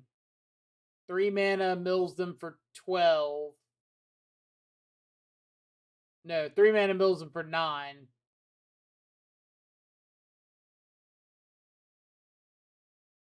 So yeah, if you play it out, pay the 2 life. It's 3 mana. It comes in with 2 less loyalty, so it comes in with 3. 3 times X, mills them for 9 for 3 mana, which is atrocious rate.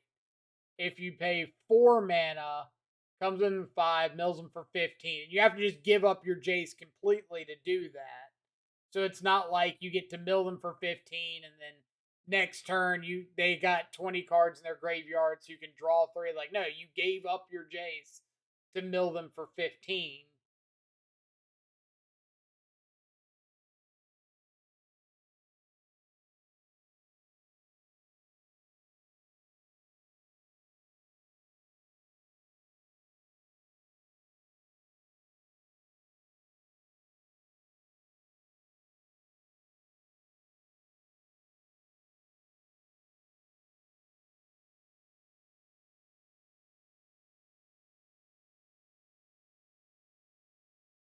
Do I have a hyped card yet? I haven't really looked through all the spoilers yet, so I haven't seen enough to really have like a good opinion.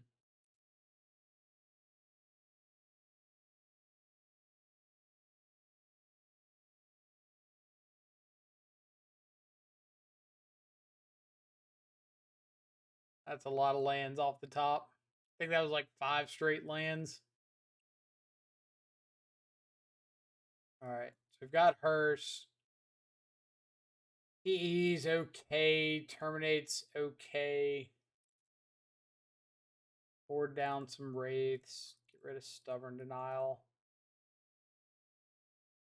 Keep Battle Rage, keep like a Wraith.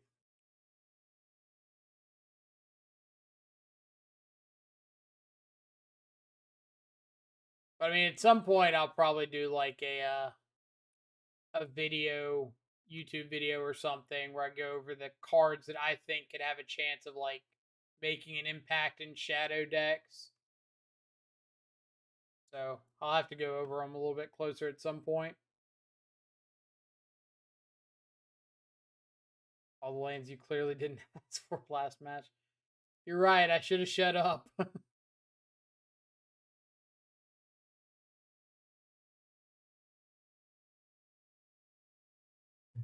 Shouldn't have asked for the lands.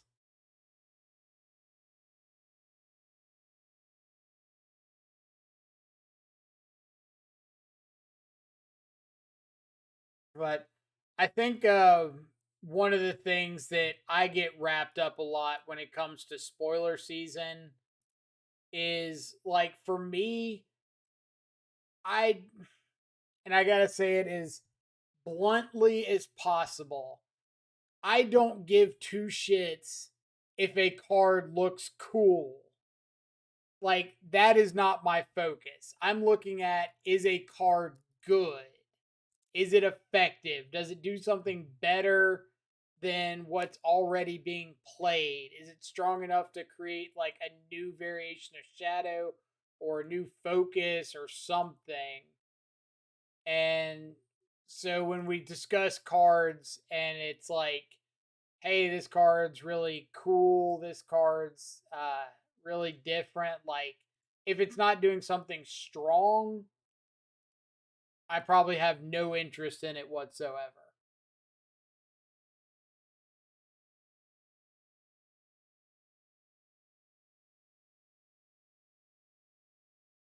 Geth's verdict.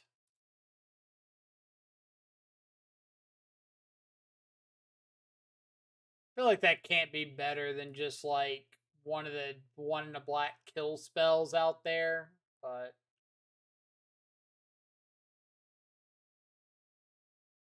it is a boring take, but I only focus on shadow decks in modern. So like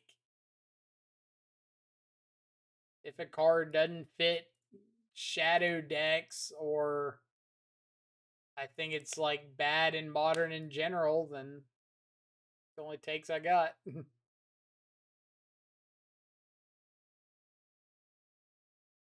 The new edict is kind of sick. I don't know the new edict. Are you talking about the one that's like sack a token creature, sack a non-token creature, or that one?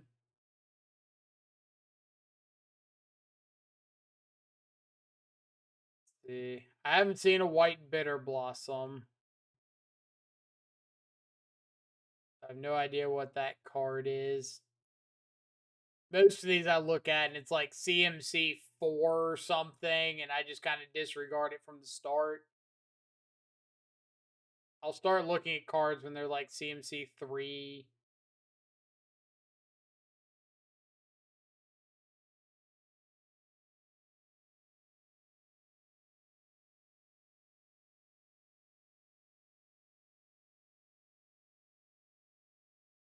So the new edict, see if I can find it over here.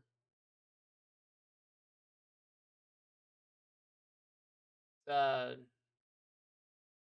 Gildred's edict, and says choose one. Each opponent sacrifices a non-token creature. Each opponent sacrifices a creature token, or each opponent sacrifices a planeswalker.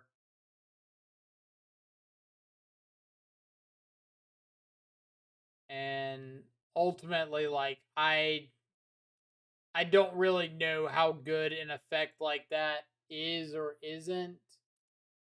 Um, I think the sacrifice a non-token creature is pretty bad.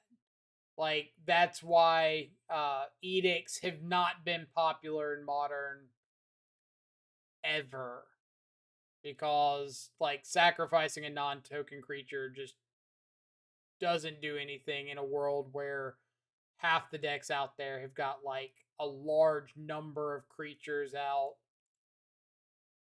Um, the sacrifice a token creature is a little bit better. Like Mad Eagle mentioned, Cauldra and stuff like that. That's fair. I don't know how often it's hitting like what you want to hit versus how often it's not hitting what you want to hit. So I don't have a great determining point there.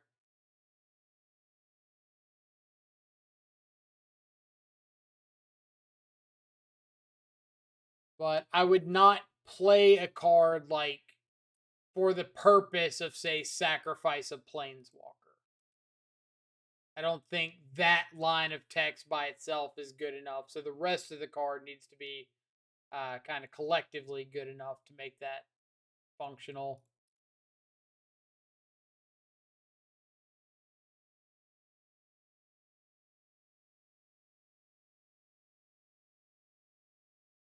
Actually, Defector Might is another Mother Runes. Ask for Martyr Shadow. I have no idea what that card is. So, to be a lot more specific, go ahead and play this out. Like, is it a red card, colorless card? Give me somewhere I can narrow it down and look.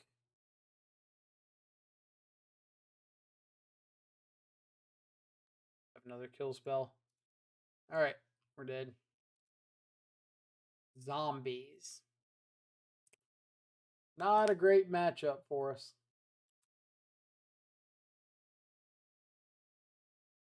All right, let's see. White. Toxic 1. Combat damage. Also get a poison counter. Can't block.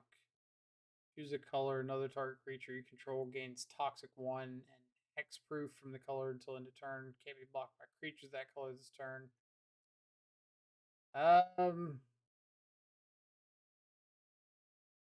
Maybe. Like, it's a big mana commitment. Having to pay the life over and over again or pay the mana over and over again. I get like the synergy with Shadow specifically. I don't think you care about the Toxic 1. But protection's got to just be better, right? Because you can block. This only makes it so they can't target it and their stuff can't block your stuff. But it's not protection where you can like block protection it and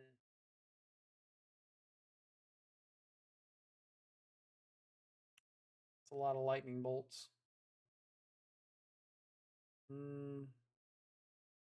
don't think I can keep a hand without a threat.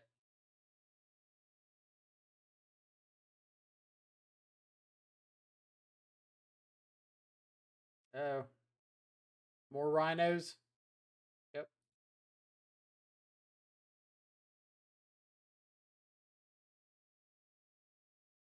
Let's get Overgrown Tomb here. Thoughtseize. Next turn we can get Steam Vents. Either Tarmogoyf for Hold Up Drown.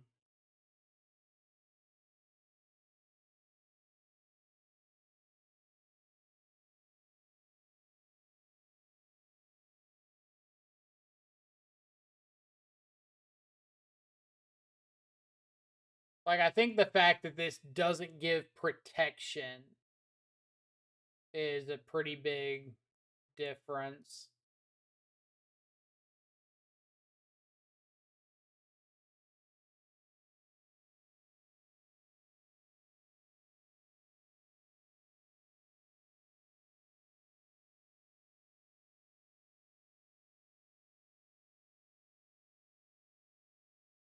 Also, is Rhinos making some big comeback that I don't know about? I feel like I haven't seen Rhinos in a minute and then run into it twice in this league.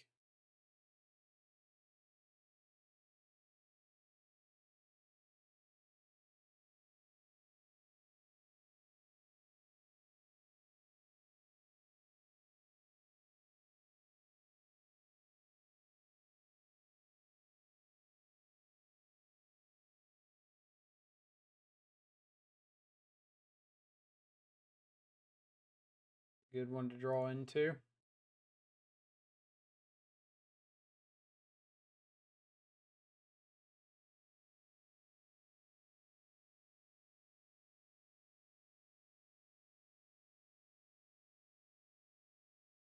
Gonna fight over this.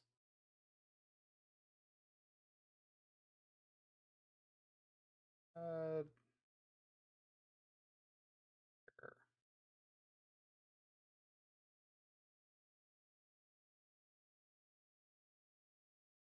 3 more time counters.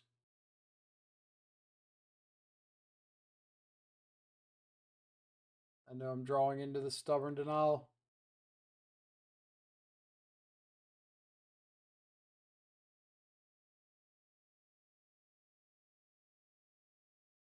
Does the creature say it wheels? Whenever you cast a non-creature spell, put an oil counter on it. 6 in a red. Sack it, discard your hand, then draw 4 cards. This ability costs 1 less to activate for each oil counter on Vindictive Flamestoker. Like, that's kind of card that I think is cool. It's not good, but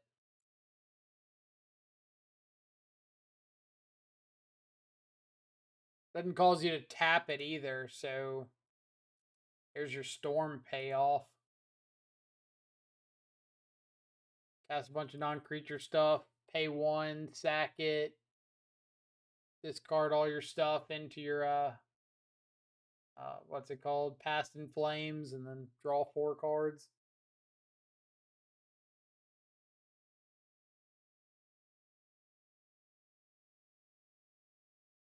Fix Snuff Out.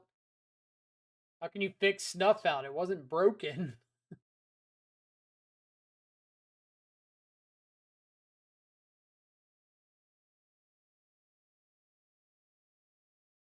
One black sorcery, destroy target creature or planeswalker as an additional cost to cast a spell, pay 4 life, or sacrifice an artifact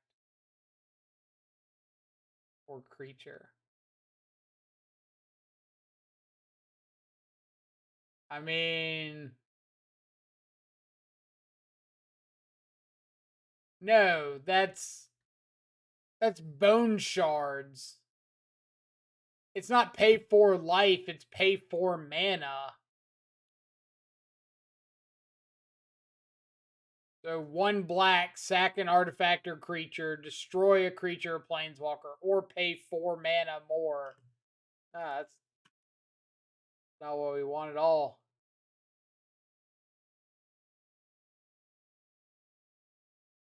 I think I'm going to fight over this. Start getting my damage through.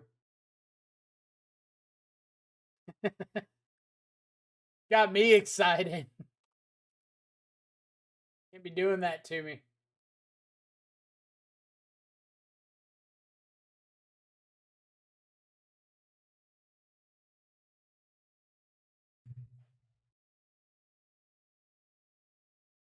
More rhinos. Okay.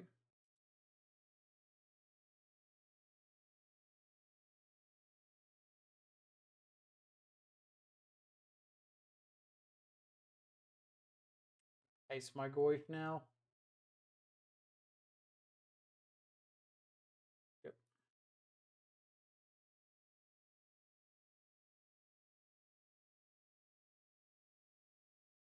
Ooh. I take it back. Rhinos is pretty high up on the Pega list.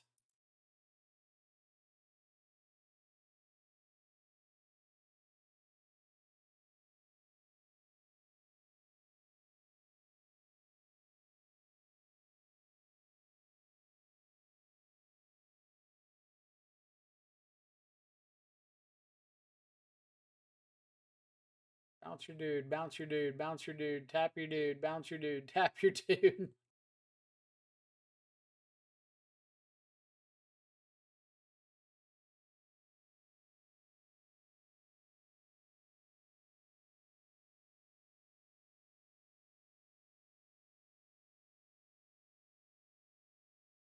Alright, so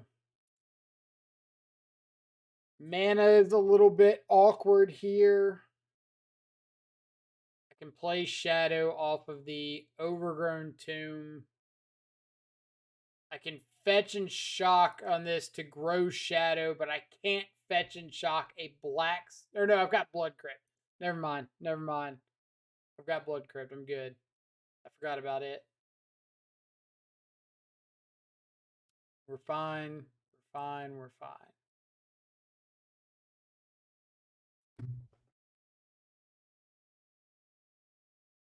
Raging Borrowers, okay. You are currently dead on board.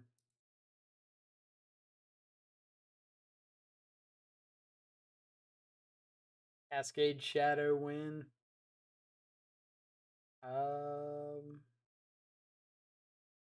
Guess Shardless Agent into a Shadow wouldn't be too bad.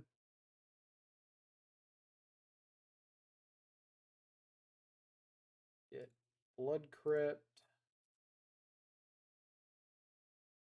Counter target Fury.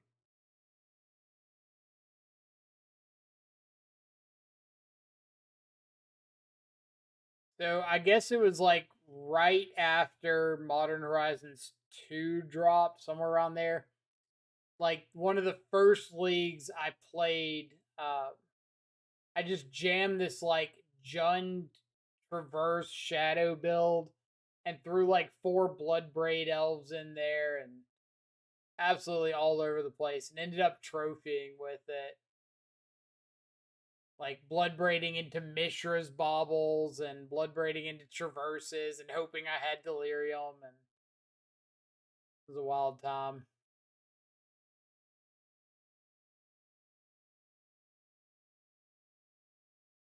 Wild, wild time.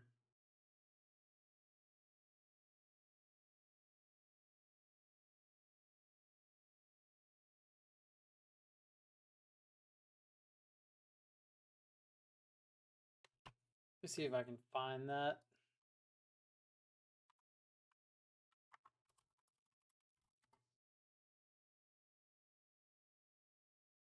Bloodbraid Elf into Charlotte's Agent into Marauder into Shadow. That might be a bit much. I like the idea, but I don't know if I'm brave enough.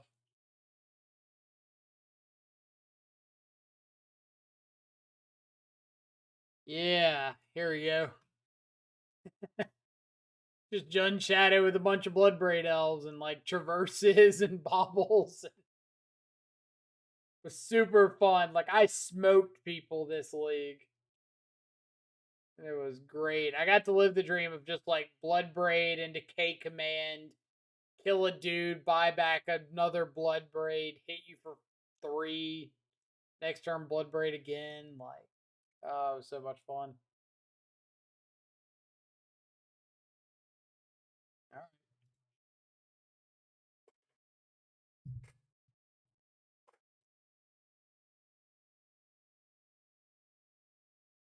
Can you imagine the nerve of my opponent not having double Gemstone Mine on turn 1? Or Gemstone Cavern? Gemstone Cavern, right? Mine's the one that gets like the 3 mining counters. Um, Blood Crypt, Overgrown Tomb doesn't do this. Blood Crypt. I don't have a Watery Grave, so I can't go like fetch Shock Black Source, fetch Shock Black Source, have Shadow Seize and Drown. Let's go Overgrown Tomb.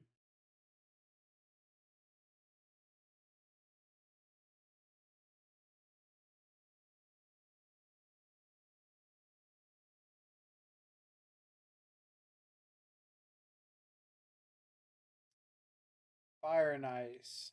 Shardless Agent, Dead Gone. Mystical Dispute. So I guess we're just going to take the Fire and Ice.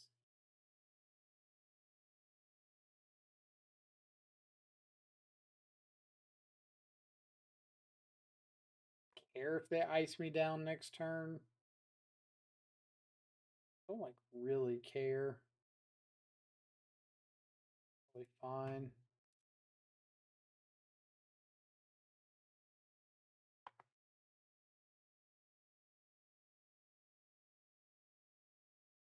Top deck was another Footfalls. Okay. That means I'm okay getting like a Blood Crypt here. And Thoughtseize the Shardless Agent plus play Shadow.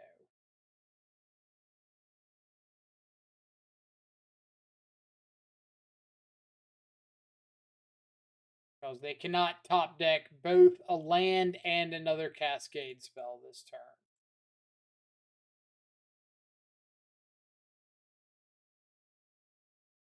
Now, I do need to rip another land so that I can have double Drown in the Lock up in 2 turns.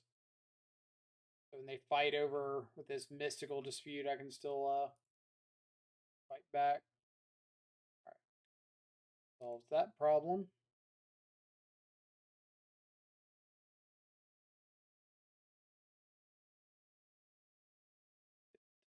Steam Vents. Alright. I'm fighting over. They're not going to go for Dead Gone.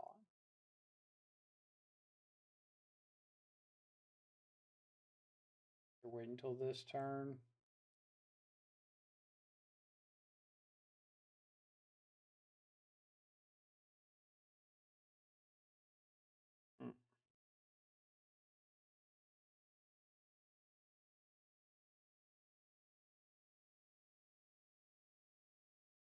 Am I putting him down to 1? Mystical Dispute, Fury Unknown. I'll call that thing Furry. Yeah. I'm going to put him down to 1 here so I don't have to worry about like hard cast Fury or anything like that.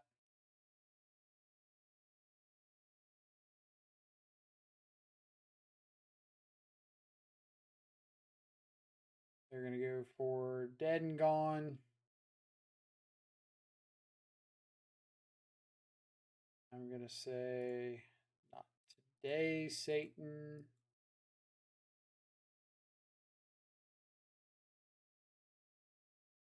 Take their 9 damage. Alright, and here we've got Rhino.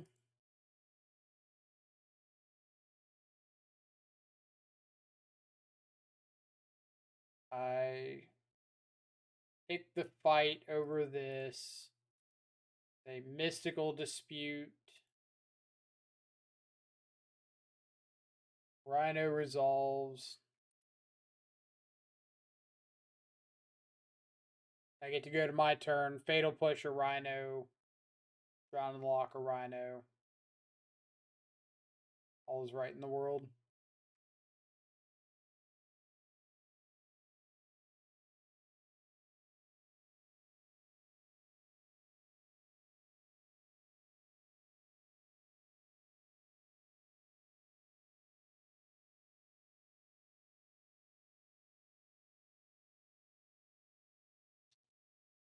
Maybe actually I just want to attack in case their last card is. I guess if it's Fire and Ice, I don't really care.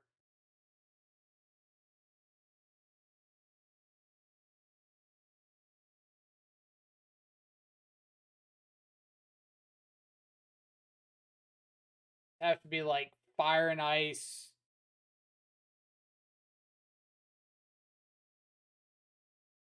I guess what I should have done is go to combat first and attacked and then drown. So if it was like Fire and Ice, they couldn't ice me down. Couldn't play around that because I needed to pay both of my black mana.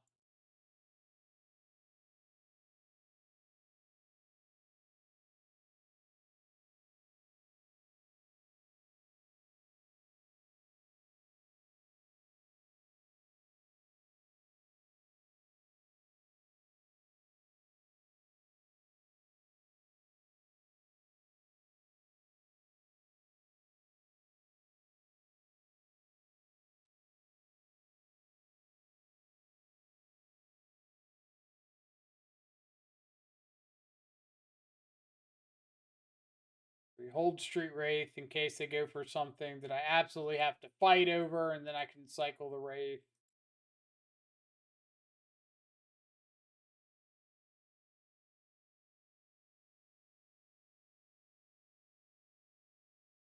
But looks like they're just going to have one more spell than I could deal with.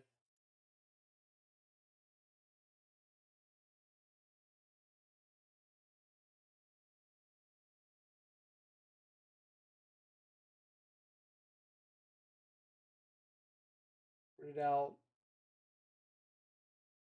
All of my lightning bolts. So I need EE off the top.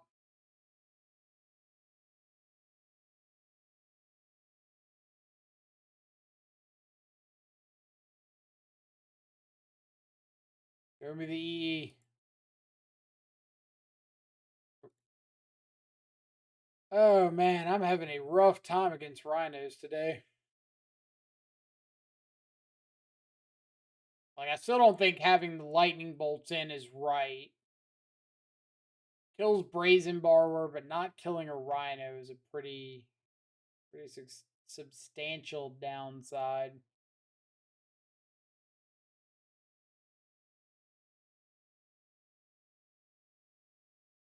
But that is, I think, 2 games against Rhinos that we would have won if we had had a bolt. So keep an eye on it.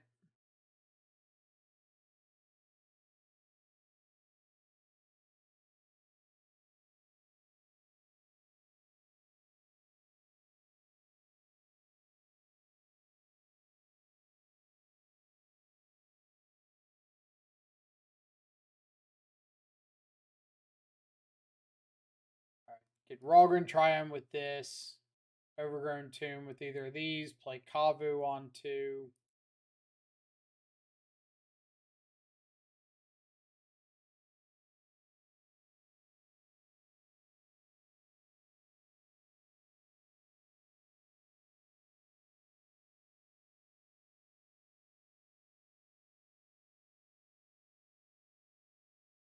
Ground unlocks a reasonable pickup.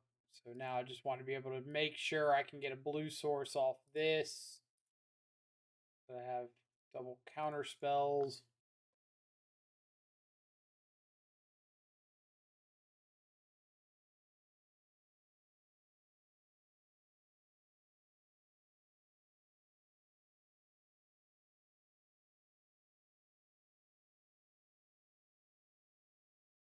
Screams Blood Moon.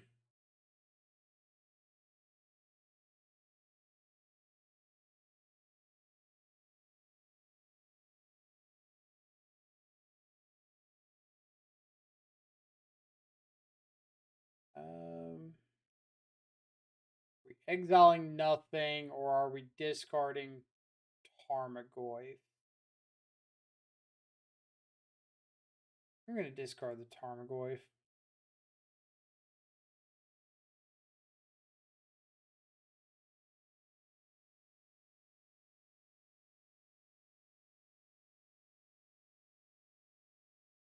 Kind of a sad little Goyf right now.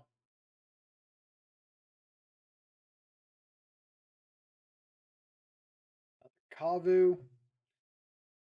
Kavu, I do think, has been like pretty solid here today. I don't know if I necessarily like the Rogren Triome or the fact that there's like no white source in the deck I can fetch up and have available right away. Not necessarily for the white, but just like when I want to fetch up a Sacred Foundry or something and have red mana untapped with a white source.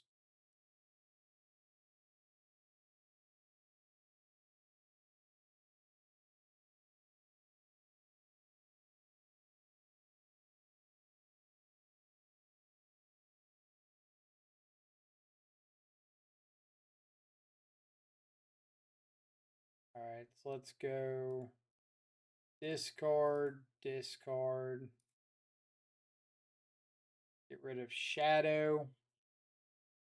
Pretty much just looking for like a fluster storm that kind of means, all right, all the shields are down. I can go for it.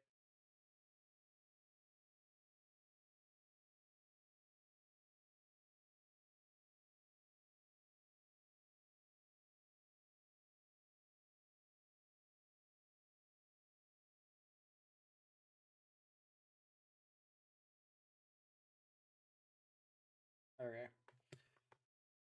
So, what I could do there is I can counter the crashing footfalls. That way, if they have a counter spell for my footfalls, I can still like if they have a force negation, I can still stubborn denial. But if they let that go, I'm just going for the battle rage. They could still have a counter spell and just have chosen to like take the 10, but that seems really weird against the bolt deck. So I'm assuming they don't have a counter spell at that point.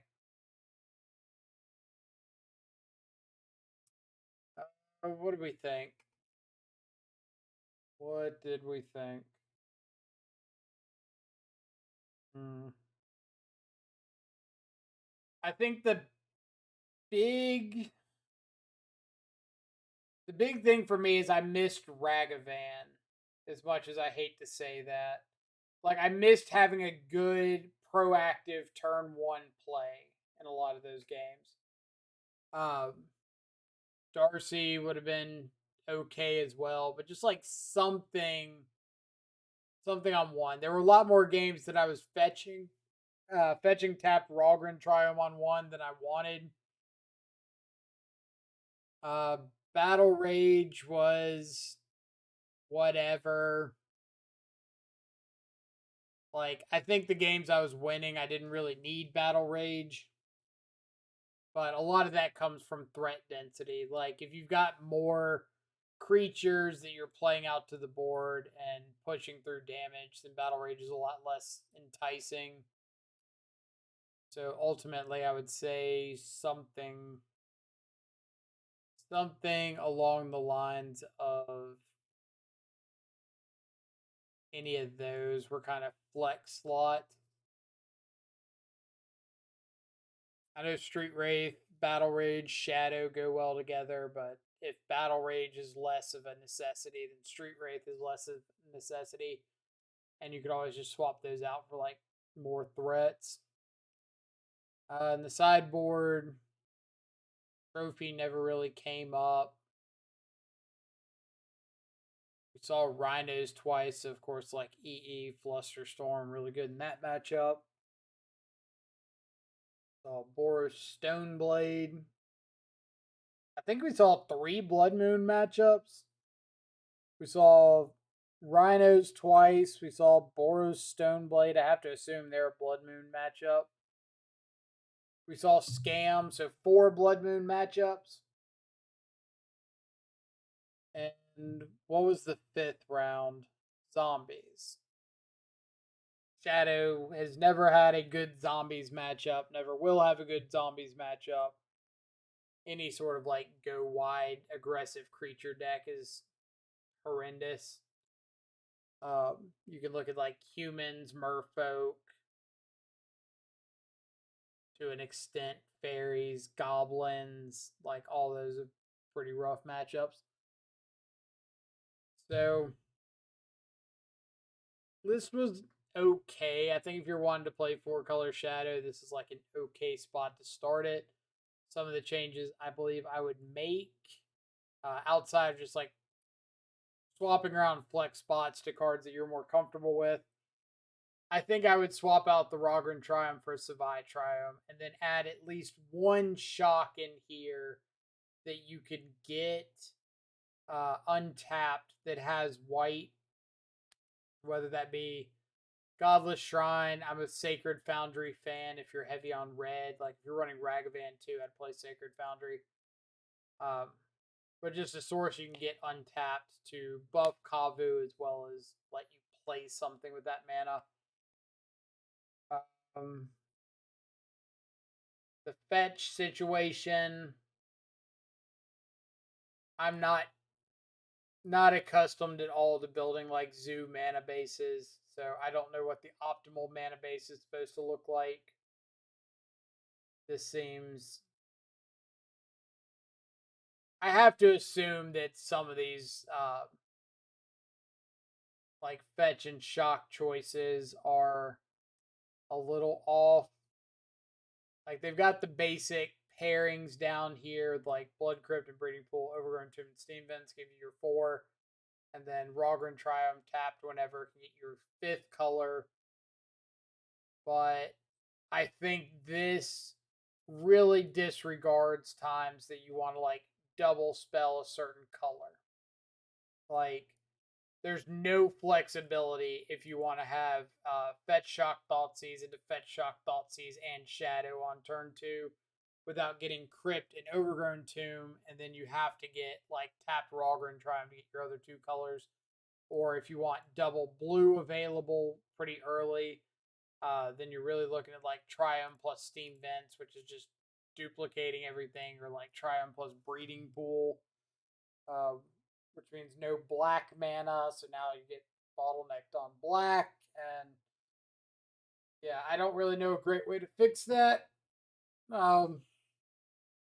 Basic Forest has also been something that's kind of come up with us a good bit. We swapped over to it, Forest and Plains, because like having the Forest for Shadow is nice, but essentially the basic Swamp is only helping for like these 8 cards or so, where basic Forest helps for all these.